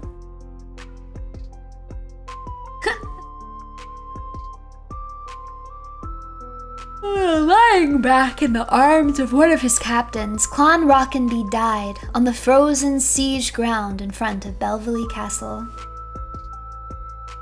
It is said that Lady Margaret Hodnet only partially regained her beauty. After she recovered from the terrible effects of the long siege, her inordinate love of mirrors suffered an eclipse. At first, she would not have mirrors anywhere around, probably remembering too well the frightful reflection of her face given back by the Venetian mirror the day it was shattered by Clon Rockenby. Later, she had small mirrors and took them out by stealth. This was after her mind began to go. When her father died, Lady Margaret inherited Belvely Castle. Suitors again claimed her. One learns she took lovers.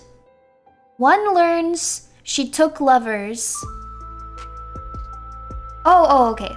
One learns she took lovers, but none of prominence or of lasting interest. She never married. When her mind began to wander, it was in unaccountable ways. At first, such as attempting to dam up the River Lee, which is a public waterway. She flew into a rage when threatened with imprisonment and shut herself up, becoming a recluse. Soon her madness increased. She would wander through the rooms of Belvely, rubbing spots on the wall. Leaning close, she would peer into these spots and preen herself as if in front of a mirror. She died in a barred room in the castle. The house passed to a dissident kinsman. Later, after 1830, it was abandoned as living quarters, even by the tenant farmers who reclaimed it for a few years. She went crazy. I think this was a little bit dramatic. Those who have seen the ghost of Lady Margaret Hodnett disagree about her face. Some say a thick white cloth or veil obscures it completely. Others say she has no face. Only a sphere of pale, luminous mist, which floats above her shoulders, where the face should be. All, however, say she walks slowly around the castle rooms, rubbing the stones with her forearm, then bending forward as if gazing intently into a mirror. Some of the large stones in the walls of the rooms of Belvely Castle are rubbed much smoother than others. They gleam almost as if glazed with burnished enamel. If one stoops a bit, the reflection of one's face appears, blurred slightly, as if reflected. She's too crazy even for... I don't even think Sakana could save her. I don't even think Sakana could save Lady Margaret. This is supposedly a true ghost story. Like, you can go to Belvely Castle in County Cork, Ireland, if you so please, and look for the ghost of Lady Margaret. Now, this story was Runie's true villain origin after getting rused by Jack. I would never get rused by Jack. And I would never last that long during a siege. Are you kidding me? You guys know how weak I am to groveling. I don't think there is, like... I mean... The man groveled so hard that he had to form an army. He was like, please, I am willing to raise an army against you, please. It's the evolution of groveling. This is making me want a Runie read audiobook. Oh, I hope it sounds okay. I feel like I didn't read it as smooth, but I didn't realize, this is actually from the BelvelyCastle.com. And I'm not gonna lie, there's a bunch of typos in this. There were so many typos, and that made it very hard to read. They would cut off your One Piece manga updates.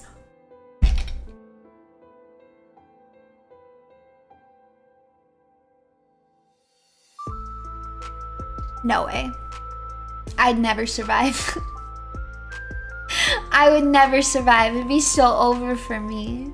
It's over for me. No. Yeah, that's my line. That's my line in the sand, man.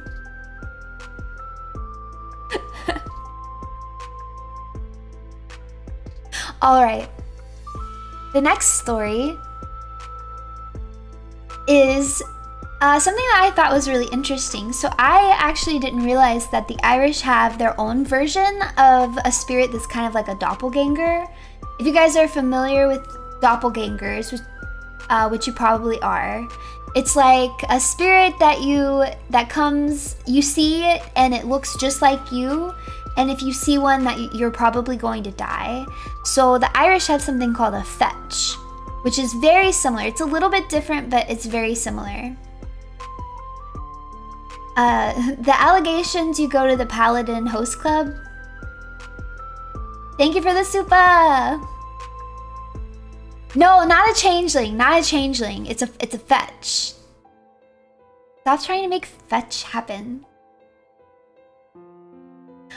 So reading from the wiki page. The fetch is described as an exact spectral double of a living human whose appearance is regarded as ominous. A sighting of a fetch is generally taken as a portent of its exemplar's looming death, though some have reported that if it appears in the morning rather than the evening, it is instead a sign of long life. As such, it is similar to the doppelganger, and in some conceptions, to the British wraith. I guess the only thing that I could think with the saying a changeling is because a changeling is like, it's a replaced person, it looks just like the person, but I think it's pretty different because a fetch is supposed to look spectral, so it looks like you, but like nobody's gonna like mistake it for an actual version of you. It's because it's spectral and it's ominous looking. So it's just like, it looks like you, but in ghost form. Do they sound fetch? So I have a little fetch story called The Doctor's Fetch. I think this concept is pretty spooky. I like this concept. I've always really liked the concept of doppelgangers too. I think it sounds really scary. I remember somebody telling me this story, and I cannot remember for the life of me who told me this story. So maybe it's just like one of those ghost stories that goes around. But somebody told me a story that was like, she was at like a family member's house or something. I think it was like her cousin's house. And she had been outside like playing with her cousins, and she had a few cousins that were like much younger than her. And then she goes into the house and she's kind of fiddling around and whatever. And then one of her younger cousins comes up to her and insists on getting a bath. And she's like, why do you need a bath? Like, you don't need a bath. But they insist that they need a bath. So she's like, okay. So she takes the kid into the bath and she's running them a bath, and the kid's sitting in the bath.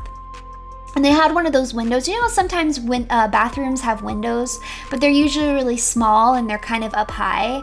The only reason she could see out of it was because she was like standing up. And so she's got the kid in the bath, and then she stands up and she looks out the window. And out the window, she sees her cousin that's in the bath. Outside, still playing with the other kids. So then she slowly turns her head back to the kid in the bathtub. And now the kid in the bathtub is just smiling at her with this big, nasty, creepy grin. And she just ran out of the bathroom. Ran out of the bathroom as fast as she could. And then the kid was nowhere to be found. Like, it disappeared. Isn't that so scary? So scary. But I think that's a really fun story. Man, if that happened to me. Ooh. Guess you're not sleeping tonight? That's one of the scariest, scary stories I've ever been told. Another really, really scary story I've been told. I might have told you guys this before, because it was like, it's such a short story. It's so short, but it's so scary to me. It's just very effective. So this girl moves into a new apartment, and she has a dog. And the dog will bark at this corner of the ceiling all the time, right? She just barks at this corner in the ceiling. And she doesn't really think much of it, as I probably wouldn't have either. You know how dogs are. They bark. They bark at things sometimes. So she thought, I don't know, there could be like an animal could have died in the wall, or I don't know. Dogs are just weird sometimes. So she never thought anything more of it. Until one day, I think it was her sister and her nephew come over for the first time to see her apartment. And they come in, and then her nephew looks up into the corner that her dog is always barking at, points, and goes, "Who's that old man up there?" I would move out. I would literally move out. I would move out. I would not stay there. I don't even believe in ghosts, and I would not stay there. It gives me cold chills every time I think about that story. It's just not unacceptable. Absolutely unacceptable.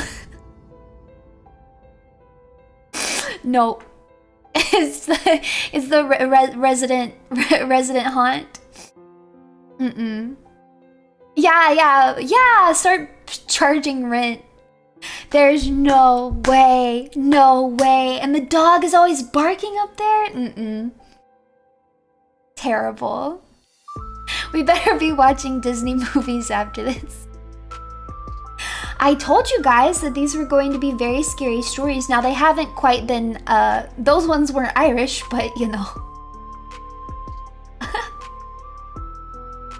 How are you scared of ghosts? I'm actually not scared of ghosts. I genuinely don't believe in ghosts, but that's just too spooky though.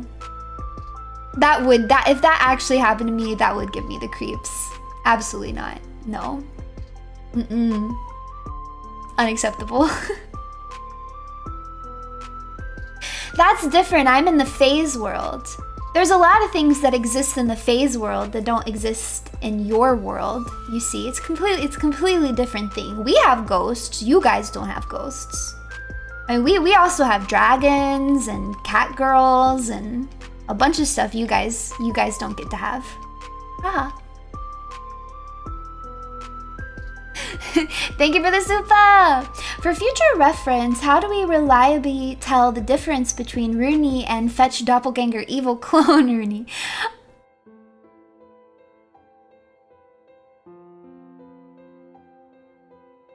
That's a really good question.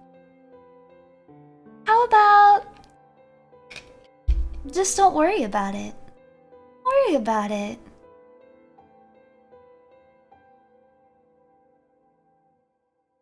You have nothing to be afraid of.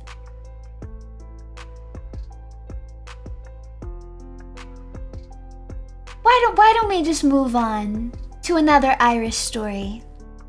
Let's hear about the doctor's fetch. In one of our Irish cities, and in a room where the mild moonbeams of summer night were resting on the carpet and on a table near the window, Mrs. B, wife of a doctor in good practice and general esteem, looking towards this window from her pillow, was startled by the appearance of her husband, standing near the table just mentioned, and seeming to look with attention on a book that was lying open upon it. Now the living and breathing man was lying by her side, apparently asleep, and greatly as she was surprised and affected, she had sufficient command of herself to remain without movement, lest she should expose him to the terror which she herself at the moment experienced. After gazing at the apparition for a few seconds, she bent her eyes on her husband to ascertain if his looks were turned in the direction of the window, but his eyes were closed. She turned round again, though dreading the sight of what she now felt certain was to be her husband's fetch, but it was no longer there. She lay sleepless throughout the remainder of the night, but still bravely refrained from disturbing her partner. Next morning, Mr. B, seeing signs of disquiet in his wife's countenance while at breakfast, made some affectionate inquiries.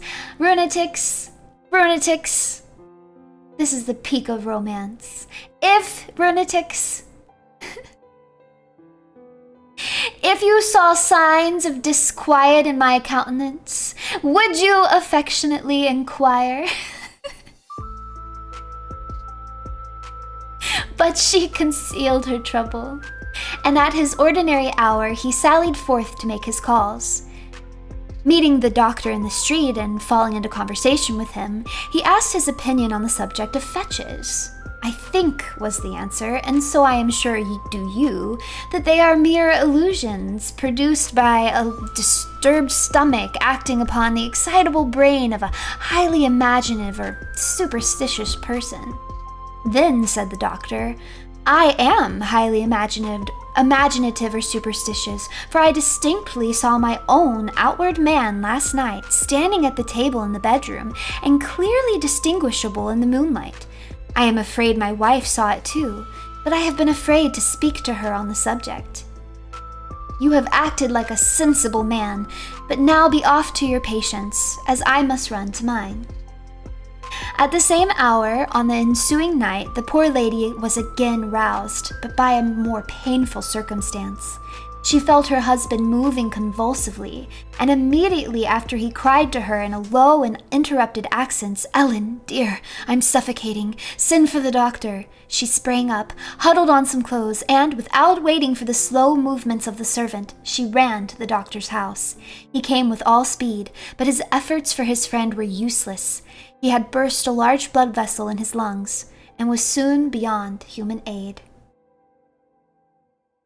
In the passionate lamentations which the bereaved wife could not restrain in the presence of the physician, she frequently cried out, "Oh, the fetch! The fetch!"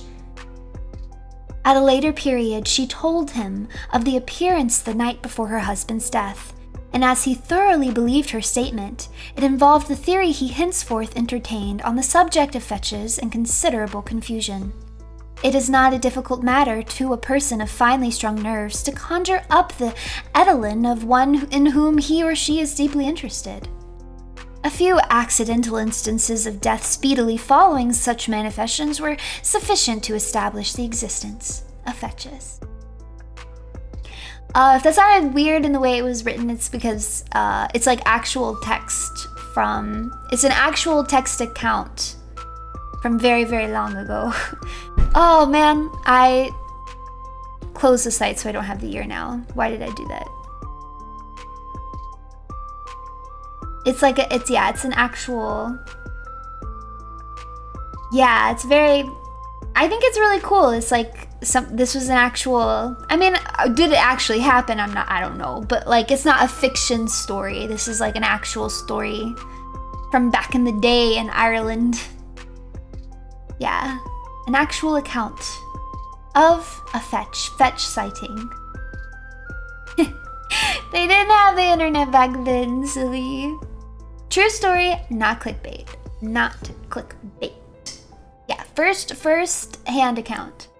Show us your left hand. The real Runie has 6 fingers. Okay.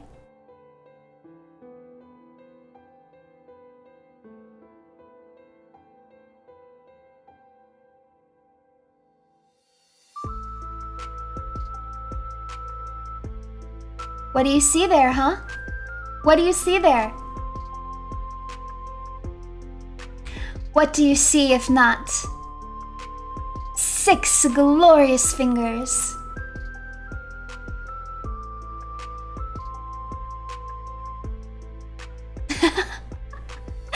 and this runatics. This runatics is what you guys have not noticed since like the first week of streaming.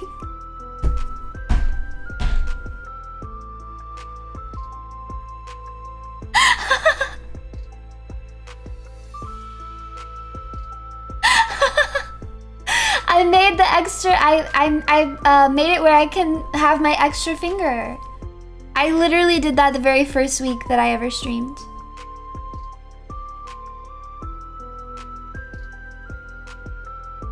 Finally, the one finger is real. Yes, it's canon, yeah. Sometimes I have 6 fingers on my left hand. Depends on my mood, you know? Sometimes I have it. I don't always show it in every single stream, but I've actually gone out of my way to show it multiple times. In fact, me and Hina like held hands on one stream. I really thought you guys were gonna notice it that stream. We went out of our, like, you could have noticed it then.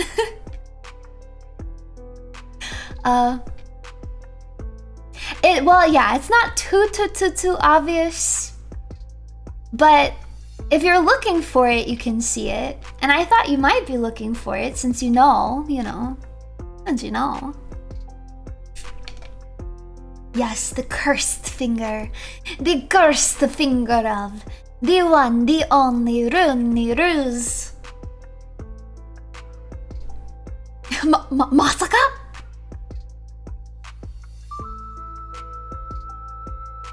We don't like hands like you like feet.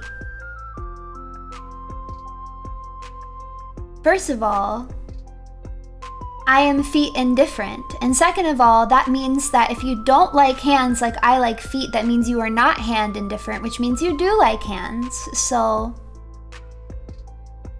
well, that's good to know. Perhaps I'll be more stingy with my hand showing from now on. Perhaps I will be more stingy.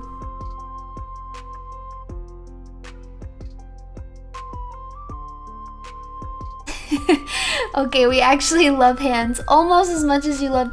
No. I'm feet indifferent, thank you.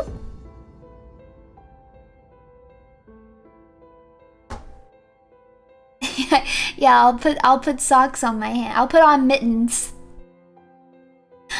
Yeah, Stingy Runie. I'm just, it's character acting. It's method acting, okay?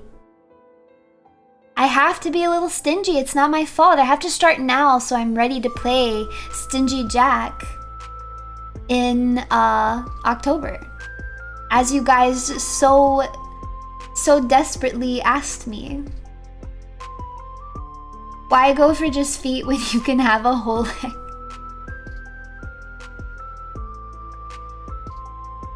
I mean, why single out a specific body part when you can just have the whole body? That's how I think. Just be greedier. Runetics, be greedier. Demand it all.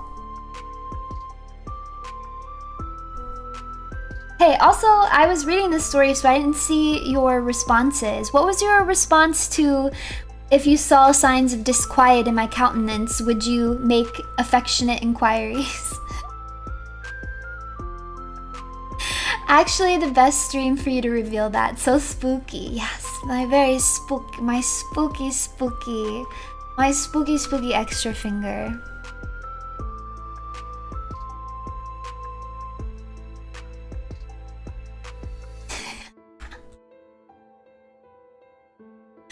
Ooh.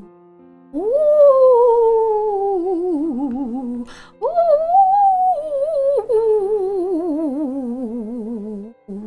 Ooh.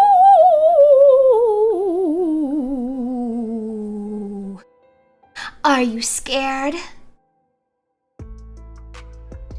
Well, you ought to be, 'cause you're on scare tactics.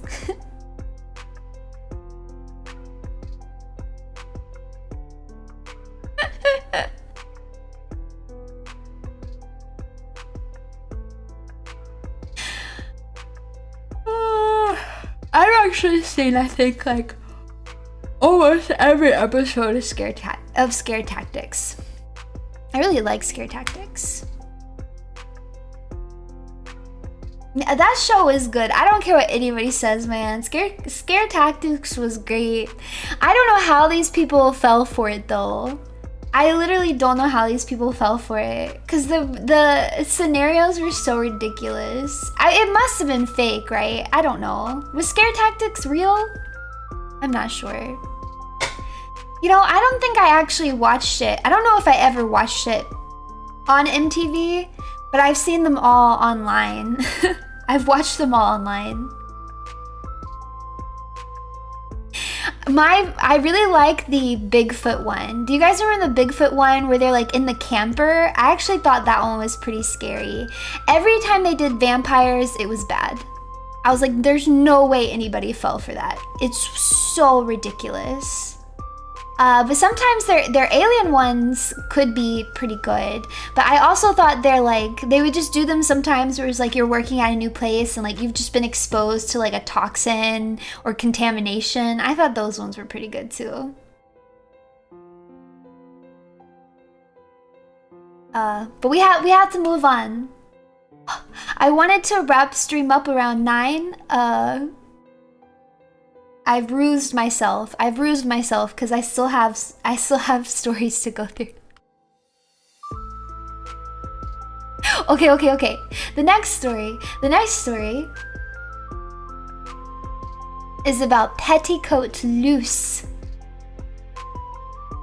Petticoat Loose. Petticoat Loose was a 6-foot-tall farm girl born in the 1800s whose real name was either Mary or Bridget, depending on the storyteller. She did the man's work on the farm, drank like a man, and would also wrestle and fight the local men when they mocked her. They say she killed a bull with a single blow of her fist. They also say she killed a farmhand with his own spade and threatened to kill everyone if they told on her. That sounds like familiar. Gosh, that gives me a sense of deja vu for some reason, huh? Killing someone and then threatening everybody who saw it. Weird, you know, sometimes you just get these random bouts of deja vu. So weird. Her nickname stuck to her after an incident in the Quills pub in Dungarvan, where she used to be regular. Her petticoat got undone while she spun around in a drunken dance. Petticoat Loose was a great dancer and no man could match her. It is how she met her future husband, on the dance floor. The marriage lasted a year. There were rumors that Petticoat Loose had a lover, a local hedge schoolmaster. One night, when she and her servants were milking the cattle, a cry of agony came from the fields. A servant girl was about to run and find out what was the matter, but a milking stool flew through the air and hit her on the back of her head. Petticoat Loose then told her to stay put and mind her business. The poor husband was never seen again after that night. Another year went by. One night, Petticoat Loose was in a pub, drinking with the local workmen. She was challenged by them to prove her drinking skills and offered half a gallon of beer. She drank it down and then suddenly collapsed. She died without a priest, and no priest was called for her burial. 7 years later, Petticoat Loose's ghost returned to haunt belated travelers, and was also seen around the pubs and dance halls. She became the terror of one particular road, and was responsible for at least one death. For some reason, she would never harm anyone named John. She even challenged a local man to a dancing contest. I don't know what would have happened to him if he wasn't clever enough to make a ring with holy water round himself to stay within. All of this horror lasted for 80 years. The local people then had had enough and they called for a priest. That took them a long time. They really let Petticoat Loose do as she pleased her ghost do as she pleased for 80 whole years. She was in death as she was in life. A girl boss. The priest doused the ghost with holy water and asked her why she kept coming back, to which she replied that she was damned and admitted that she had killed a number of people. The priest banished her to Bay Low, but she told him that she would do evil wherever she was. "We will see," the priest replied, "I will place you head downwards." At these words, Petticoat Loose vanished and was never seen afterwards, but the priest soon died. Some say he didn't die though. He just disappeared because he wasn't from this world. Bottomless Bay Low was a good choice. St. Patrick once gathered up the monsters in Ireland and put them in Bay Low. He told them to stay there and wait, and that he would be back tomorrow. So they are still there, deep in the dark waters, waiting. Some say that Petticoat Loose's ghost took the shape of a monster, with the body of a horse and the head of a woman. Others say she still looks like her old self, a large woman with red hair that sometimes appears out of the water and asks the same question all over again. When will the day of judgment come? When will the day of judgment come? When will the day of judgment come? And that is the legend of Petticoat Loose. Runie? Question mark? What? Yeah, she's living her best life. Honestly, she sounds cool.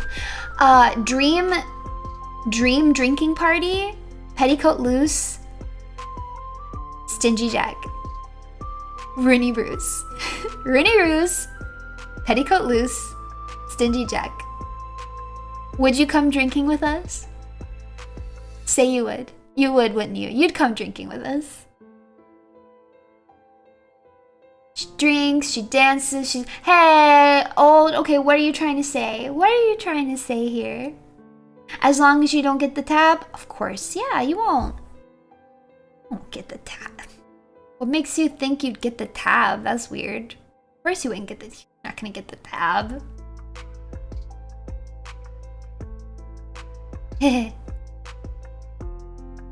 Moving on to the next ghost story. You guys have probably been waiting for this one. It's the Dullahan. The Dullahan. So this is the origin of the Headless Horseman. The Headless Horseman. The exact origin of this dark legend is unknown, but he's viewed as the incarnation of the Celtic god Dub, regarded as an evil deity in ancient times. The ancient king Tigermes was known for worshipping Crom. As part of his worship, it is believed that he normalized the decapitation of human sacrifices. Being that Crom was the god of fertility, after the sacrifices were made, he provided bountiful harvests and plenty of healthy cattle. When Christian missionaries came to Ireland during the 6th century, they unsurprisingly banished the Emerald Isle's pagan practices. This caused human sacrifices to wane, until eventually disappearing for good. Deprived of his offerings, legend has it that Crom decided to take matters into his own hands. He took on the form of a headless horseman and began to claim the lives he was denied. With this transformation, the dark god became the embodiment of death itself. However, some unfortunate villagers have claimed that to have encountered the Dullahan on his way to kill. If you happen to stumble upon this cursed figure, he'll hunt you down before proceeding to take the life that he meant to take in the first place. So how do you defend yourself?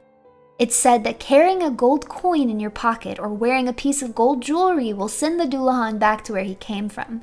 This will only work if you're not the one he was after, though.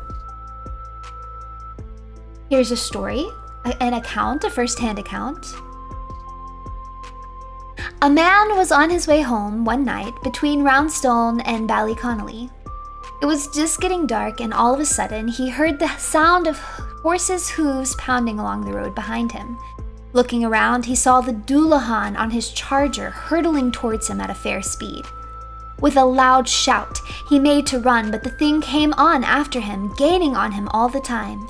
In truth, it would have overtaken him and carried him away, had he not dropped a gold-headed pin from the folds of his shirt on the road behind him.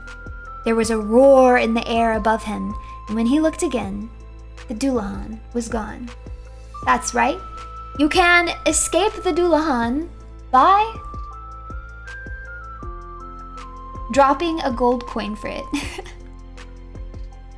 The Dullahan, yeah, is kind of like a magpie. Another first-hand account. I seen the Dullahan myself, stopping on the brow of the hill between Bryansford and Moneyscalp late one evening, just as the sun was setting.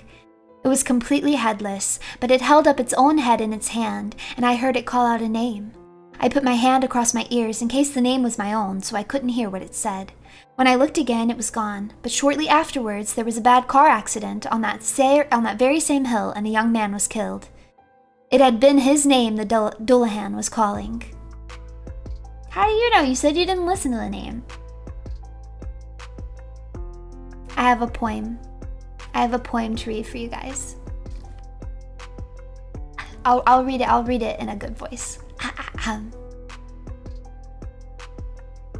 He rides his black steed through the countryside, and whenever he stops, a mortal man dies. He's the angel of death, and worthy of dread, dressed all in black and lacking a head. In his left hand is a spine that he'll use as a whip, in his right hand a scythe that will cut to the quick. He rides his black steed through the countryside. If you chance to observe him, you may be struck blind, and still think yourself lucky that he left you behind. If he pulls on the reins and he finds you outdoors, your heart will stop dead and will beat nevermore. There are buckets of blood where the Dullahan rides. On All Hallows Eve, you had best be inside.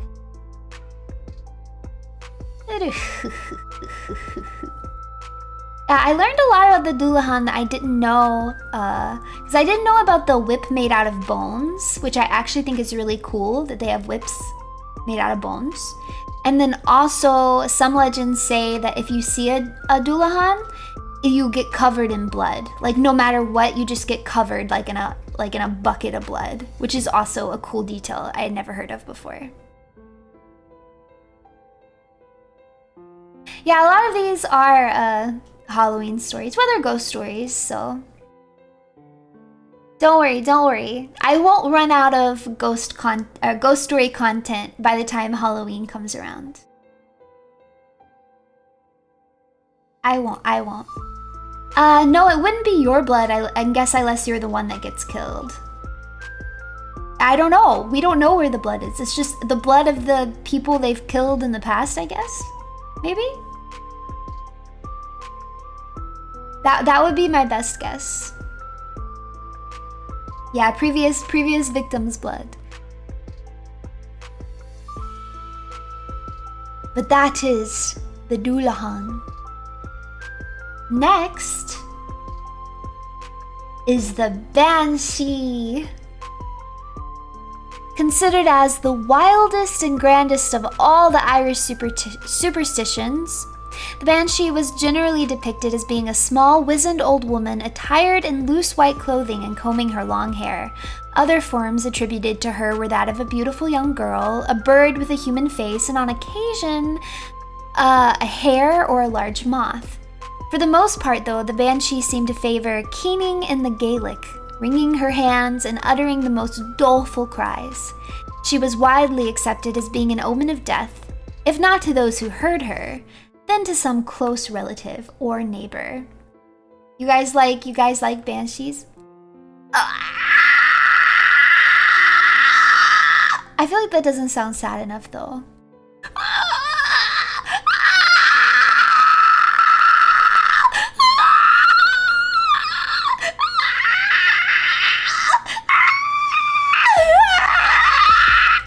That good?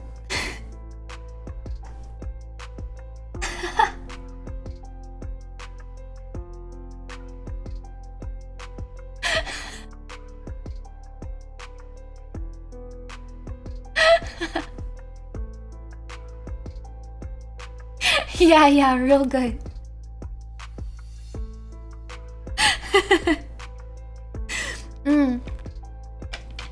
I did that just for you. Just for you guys. And I have a ghost story to read for you about a banshee. The scream sounds like it needs WD-40.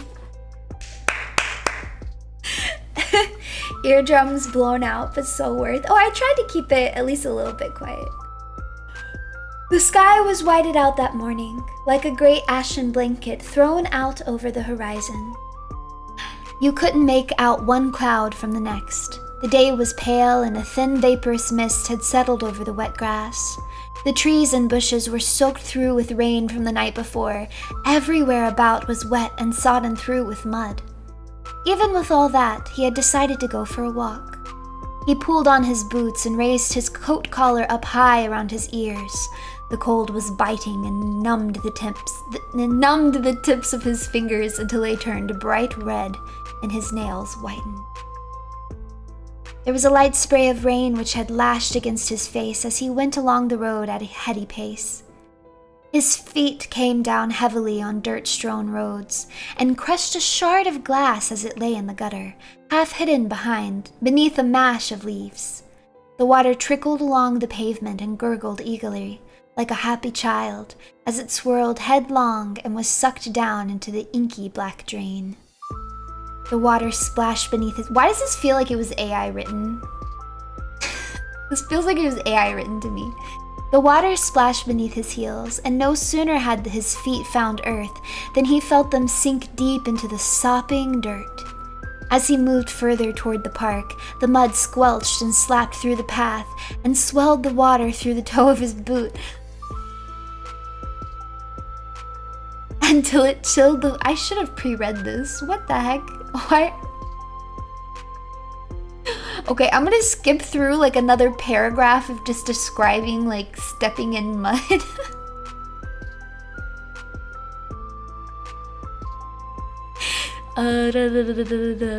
As he neared the bench, he thought he glimpsed what appeared to be a bundle of old blankets. In fact, what he saw was an old woman. She was trussed up to the throat with a coat and scarf that draped about her shoulders. Oh, and draped about her shoulders was a heavy woolen cloak. She was all over black. Her shoes and stockings were a deep, shiny ebony color, while her eyes, adorned with a double-sided eye shade, were like the glittering fragments of a black diamond. She remained absolutely still, and he thought that he could not make out her breathing in the folds of the heavy material. Approaching closer still, and with great caution, he extended a finger and touched her gently on the shoulder. The woman started suddenly. Her breath was caught and snorted in her throat, and she shook her mess of silvery gray curls. "Oi!" she exploded in surprise. "My apologies, sir. I have not slept these past 3 days, and so settled was I that I paid no mind to gentlemen such as yourself." He excused himself and raised his hand to his head as though to doff the brim of his hat. His mother, a daughter of Bath, had taught him his English manners, and so it could not be said that he was ever without his niceties. "And a gentleman it is, too! I knew it as soon as I laid eyes on you." He was a little embarrassed to hear this, but as he still endeavored to be kind to the old cove, he smiled nonetheless. The old woman leered up at him, revealing 2 rows of gums blackened to match her cloak. There was an absence of teeth in those gums, and what few tushes could be seen were yellowed with her age and, he thought, every touch of the creature. A thin strand of spittle hung from her lips, and she, with her darkened eye shade, resembled some terrible creature eloped from legend. Are you guys gonna call me an old cove now? Don't do it. Don't call me an old cove. Don't do it! Haggle up! "Are you not troubled by the rain, my good woman?" "No, sir." I take me constitutional, even as the days grow so bleak. Besides, why do you speak of rain?" His brow furrowed, and with the wave of his hand he indicated the thin and miserable shower of rain that cascaded down about their heads and shoulders. Oh, sir, what a thing to think! That's not what I would call rain, but it is the tears of our Lord in heaven as he weeps for the sorry state of this world." Had he not an inkling before, now he was quite certain that this woman was mad. He proffered only the slightest of nods and a short, gracious bow. Begging her pardon, he turned quickly on his heels and walked away. The woman behind him uttered a low cackle, and it seemed as though her toothless guffaws followed him, hanging on the still air and echoing just behind his ears. How much longer is this?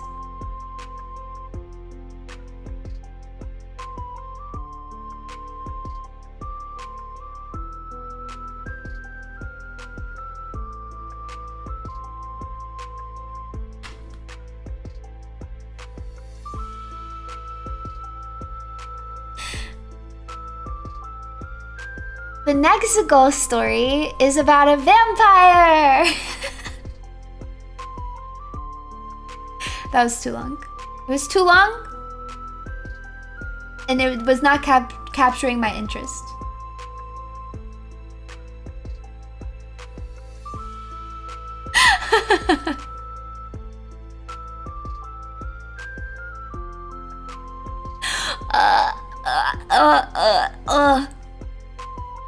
Okay. Avertalk. Avertalk. The vampire. The vampire. The Avertalk is said to have been an extremely brutal and tyrannical ruler whose reign was marked by violence and fear. The tale of the Avertalk has often been associated with the village of Slawtaverdy in Northern Ireland. I had heard of this one before too. As the myth goes, this creature is described by some as deformed, others as a dwarf, but one thing people can agree on is that he was a petrifying figure that you do not want to cross paths with. He is not merely a ghost or a zombie, but a truly terrifying being of the night, a creature who drinks the blood of the living to sustain his undead existence. His subjects, feeling oppressed and terrified, dreamed of a way to liberate themselves from his cruelty. In their hopes of defeating him, they hired a brave and skilled warrior named Cathane to assassinate Avertalk. While Cathane was indeed successful in his mission as he killed and buried the evil ruler, this, however, for the people, sadly was not the end of Avertalk. Despite being killed and buried, he returned from the dead, thirsting for vengeance in the form of the blood of his subjects. Horrified at this return from the dead, the locals once again pleaded with the warrior Cathane to slay him again. The skilled warrior once again killed Avertalk and buried him for the second time, but again, however, the evil creature rose from his grave. This cycle of death and revival continued repeatedly until finally a wise druid advised Cathane to slay Avertalk with a sword made of yew and, this time, to bury him upside down, which he said was a method thought to be the only way to confine the creature to this grave. True to the advice given by the druid, Avertalk did not rise again, and the people could finally experience a life more safe and peaceful. Yeah. So this is like an old vampire tale that really ties into a lot of other famous vampire tales. Because it's even got like the wooden stake part, the burying corpses face down, upside down. That used to be a thing that people really did to stop vampires.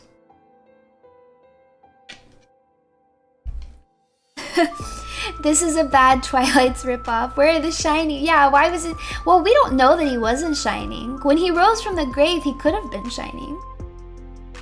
My roommate looked at me with disgust. Should I scream again? Should I scream again?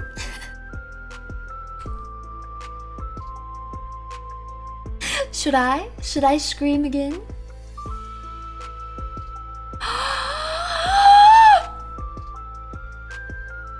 No.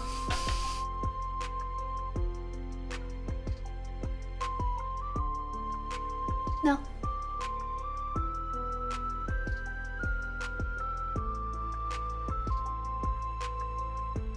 Okay, fine. You guys know I don't have it in my heart to be cruel. Okay, fine. No, I won't make you beg for it. Okay, fine. Here, we'll move. That was the last story, so we can move back here too. Okay, fine. Okay, fine.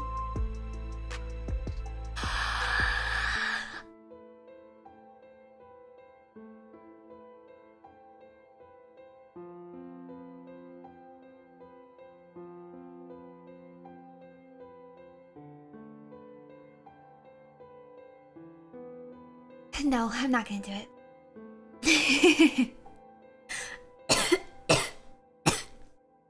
Oh goodness. Holding my breath for that long made me cough.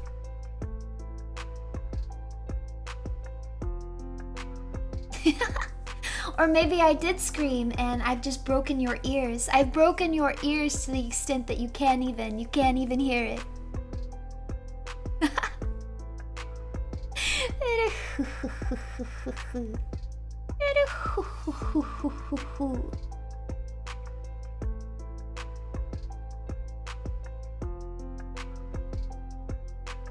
Alright, thank you guys so much for joining me for St. Patty's Day! I hope those of you who got pinched enjoyed being pinched. And those of you who properly wore green, good on you. And those of you who sent blue supas,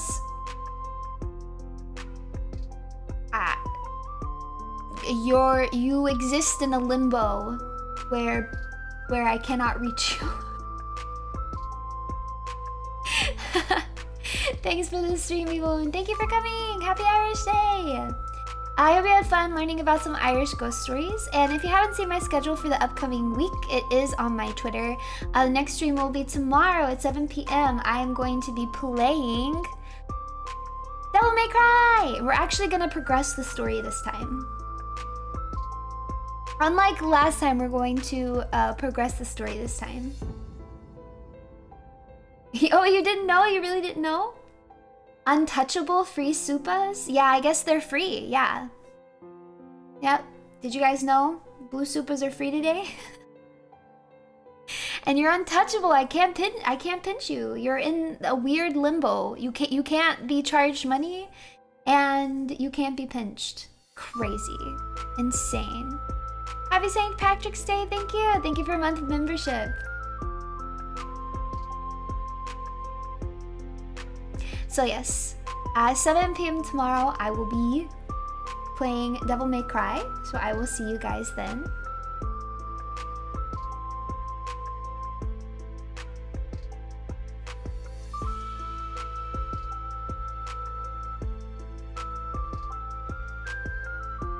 I'm trying to think, am I doing anything else exciting this week? I didn't get a raid. What are you talking about? Did I miss a raid? No, I didn't. Am I crazy? There was no raid. I haven't gotten a raid since you. Don't do this to me. Okay, oh right, okay, I'm doing a collab on Friday. There's the punishment stream. The punishment stream on Thursday. And then I'm doing Shania Twain karaoke on Saturday.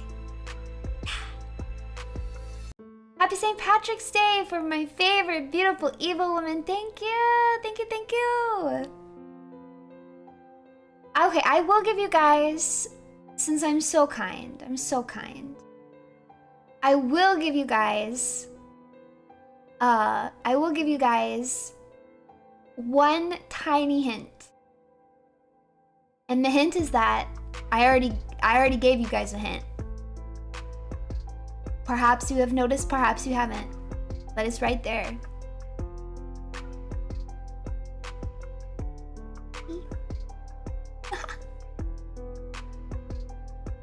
Happy St. Patrick's Day, Runie! Cheers to 1 month.